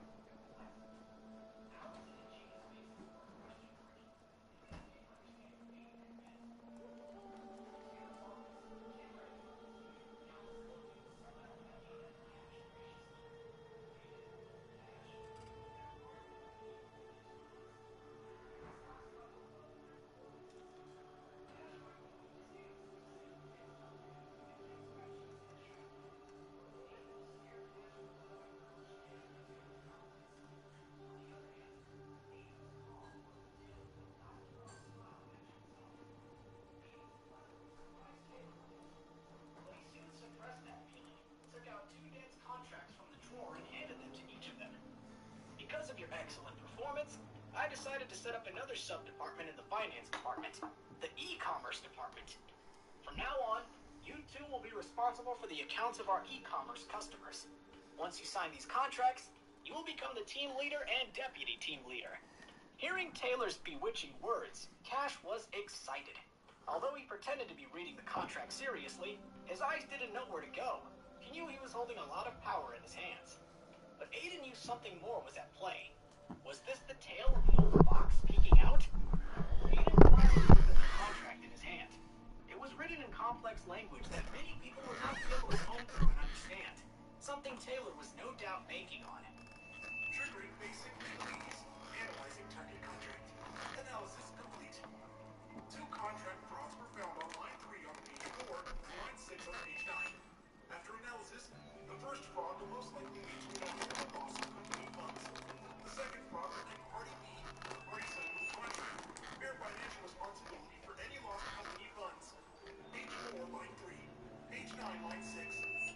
Aiden followed the instructions of the system and focused on the sentences in those 2 locations. After seeing it, his heart went cold. Cash had already raised his pen and was ready to sign his name on the dotted line. Opposite him, the smile on Taylor's face was growing. But at this critical moment, a strong hand grabbed Cash's arm to prevent him from putting pen to paper. Cash's hand holding the pen was frozen in the air. He could not help looking at the owner of the hand that had stopped him, Aiden. Hey, what's the matter? Taylor's face also changed slightly, but he still kept smiling and said, Aiden, if there's anything in there you don't understand, let me explain it to you. That's right, don't delay my promotion, please. Cash took off Aiden's hand and continued to write firmly. This time, Aiden simply grabbed Cash's pen. He threw the pen in a perfect shot right into the garbage can across the room. Cash was completely dumbstruck and pointed to the garbage. Hey, seriously, what's this about? Taylor saw that Aiden was disrupting his plan and could no longer maintain his calm facade. He stood up with a dour face. Aiden, what are you trying to do? Looking at the exasperated Taylor, Aiden smiled. Mr. Taylor, sir, I just don't want us to be your scapegoats. Taylor's face shifted imperceptibly. What nonsense? Scapegoats? Have you hit your head? He reached out and tried to snatch the contracts back. At the same time, he said angrily, it's your own fault for not taking a golden opportunity. Don't blame me for giving two good positions to others. But Aiden's reflexes were faster than his, and he whipped the contracts away from Taylor before he could grab them. Across the desk, Taylor roared, Give them to me! You have some balls, trying to play with your boss like this. Cash still didn't understand what was happening. He said to Aiden, Aiden, please, give them back before we're both fired. Idiot! Aiden eyed Cash with anger. Will you stay out of things you don't understand? This man deserves to be in prison. Huh? Cash blinked and was obviously awed by Aiden's serious look. Meanwhile, Taylor gradually recovered his composure. He leisurely sat back on his office chair and looked at Aiden with his eyes slightly narrowed. What do you know? Aiden, jaw set, turned to the contract page 4, line 3. Pointing to the string of fine print, he said, It is mentioned in this contract that the newly established e-commerce department will remit designated funds to the customer company under the command of the financial director, namely Taylor. Cash scratched his head. Is there a problem with that? You just keep looking. Aiden shook his head and turned to line 6 on page 9. Pointing to another string of small words, he said, This contract stipulates that if there was an issue with the funds, the responsibility is solely on the heads of the e-commerce department, namely us. As soon as he said that, even Cash understood what he meant. They were going to have to do whatever Taylor told them to, and then be sent to take the fall if anything went wrong. If Taylor illegally transferred funds, Aiden and Cash could have taken the blame.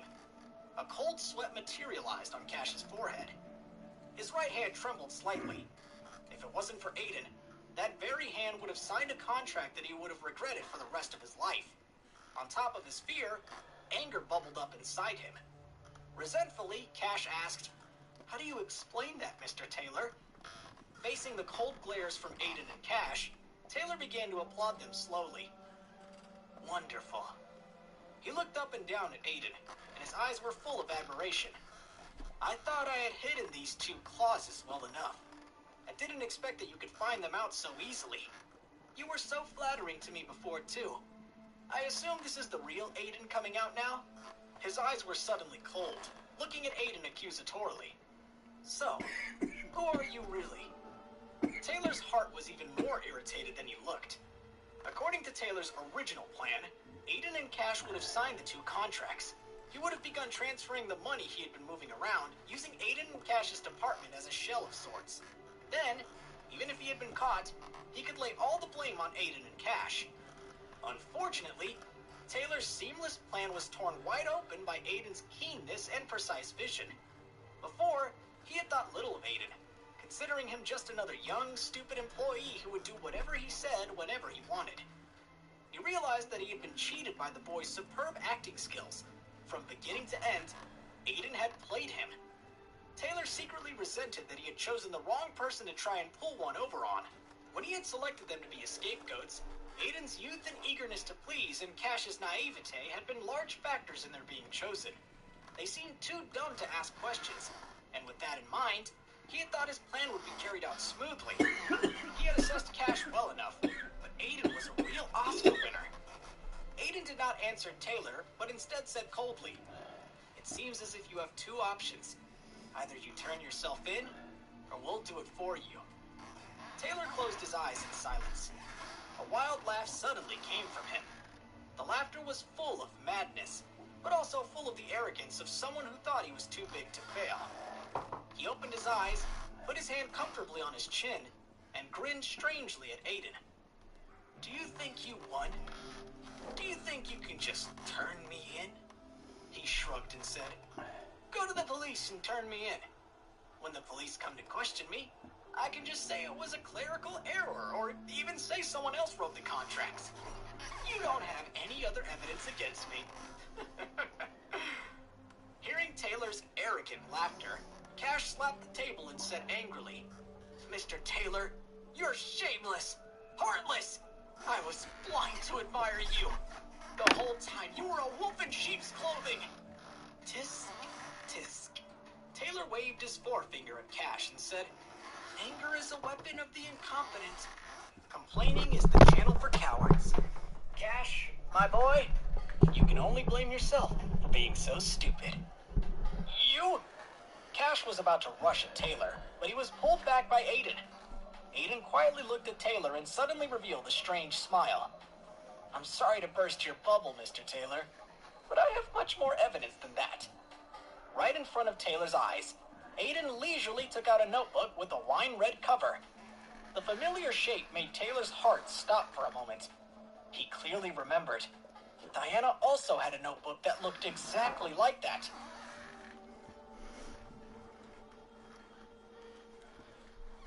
Dear listener, the upcoming episode will be today's last free episode of this story. Come back tomorrow to enjoy free episodes, or get coins now to continue listening.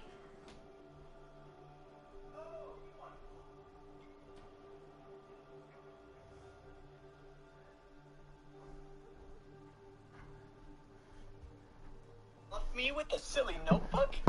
Taylor forced himself to calm down, but the sweat on his forehead still betrayed his true feelings. Aiden tossed the notebook at Taylor and hit him in the face. Take a look at the contents yourself. Taylor took the notebook from his face and opened it nervously. Just seeing the accounts in front of him, Taylor could not stop shaking. Every single listing in the notebook was completely consistent with the contents of his phone. He recalled Diana's evasive face every time he had taken a bath, and suddenly he realized. No wonder he hadn't been able to contact her for 2 days. He had been played by her, and now she was gone.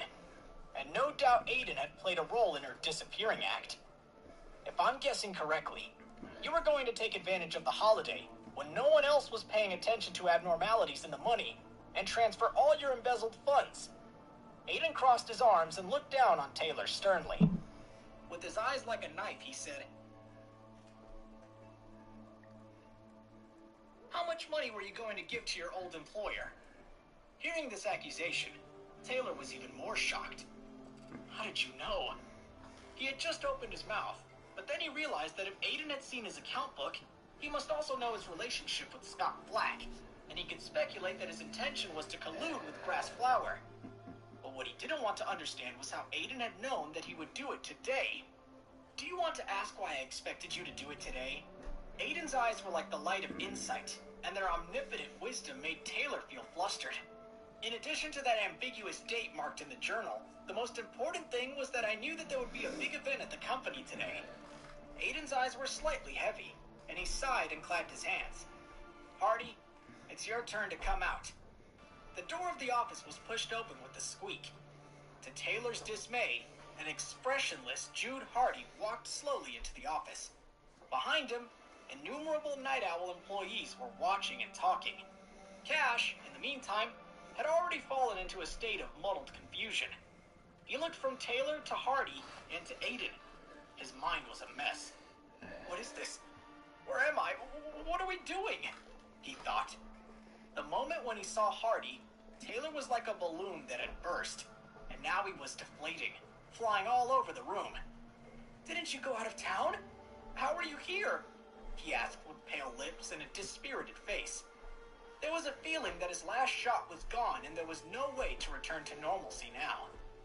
Hardy gave a cold smile, shook his head in silence, and took a cigarette from Taylor's desk. He lit it, and coughed several times as the smoke swirled around his face. Hardy had always been very self-disciplined. He did not normally smoke or drink.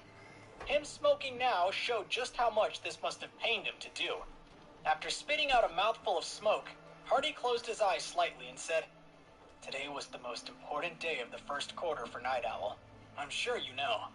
Today, Night Owl was going to concentrate all its working capital and purchase Search and Ship, which was also an e-commerce platform. At that time, Night Owl would have been able to monopolize the online trading business in Arkland City and become the overlord of e-commerce for the entire area. However, in the smoke, Hardy's eyes held complex expressions, one mixed with anger, sadness, disgust, and other emotions. He said slowly, "What I didn't expect was that as the most important link in the acquisition process, my own head of finance would betray me at the last second." Hardy's angry voice reverberated throughout the office, carrying through the open door. The employees of Night Owl all looked around at one another. "What's the matter? Is that true? Mr. Taylor betrayed the company?" Taylor opened his eyes wearily and looked at the ceiling. "I was so close," he moaned. He looked at Hardy and sighed. "If Night Owl acquired Search and Ship and then I transferred the acquisition funds to Grassflower Company, I would have crashed the merger and gotten away scot-free. What's more important is..." "What do you mean scot-free?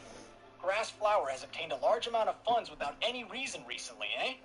Can you also make 2 of his employees take the blame for that?" Hardy spat. He threw away the cigarette and asked with agony in his eyes, "Taylor, I think I've given you the best treatment in the industry and I trusted you a lot. Why did you betray me?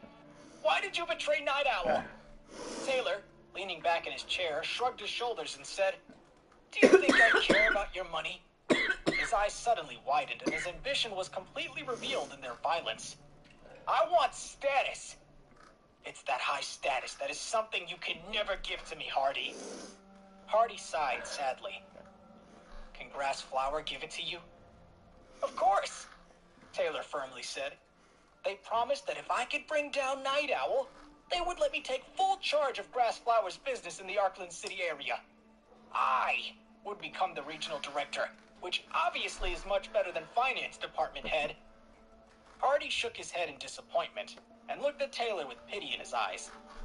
"Your thoughtless ambition has turned against you. You know, you're more stupid than I thought." "Enough!" Taylor stood up with an angry face. "Hardy, I'm fed up with you. How did someone as young as you get enough investments to start this company? What makes me any worse than you? Why does the mysterious president value you and not me?" Taylor's heart-rending roar made Hardy go silent. A cold but firm voice broke out of the silence. "Because you're just not as good as Hardy." When everyone turned their heads, they saw that Aiden was watching Taylor quietly. "What do you know? You're just a lucky child who happened to catch me. It's all by chance, and yet you think you can control the world?" Taylor growled. "Reach my height before you point fingers at me. Huh, kid?" Hardy shook his head pitifully and then moved in a way that Taylor would have never expected. He turned to Aiden, bowed his head, and shook his hand. "President Dale, I don't know what to do with Taylor. Please give me your instructions." All of a sudden, the air became silent, and everyone's mouth went wide, both inside and outside the office. "Did I hear you correctly? Mr. Hardy just called Aiden the president? But he's just an employee in the finance department. I must have heard it wrong. That's too hard to believe." Cash rubbed his ears and eyes and said in a daze,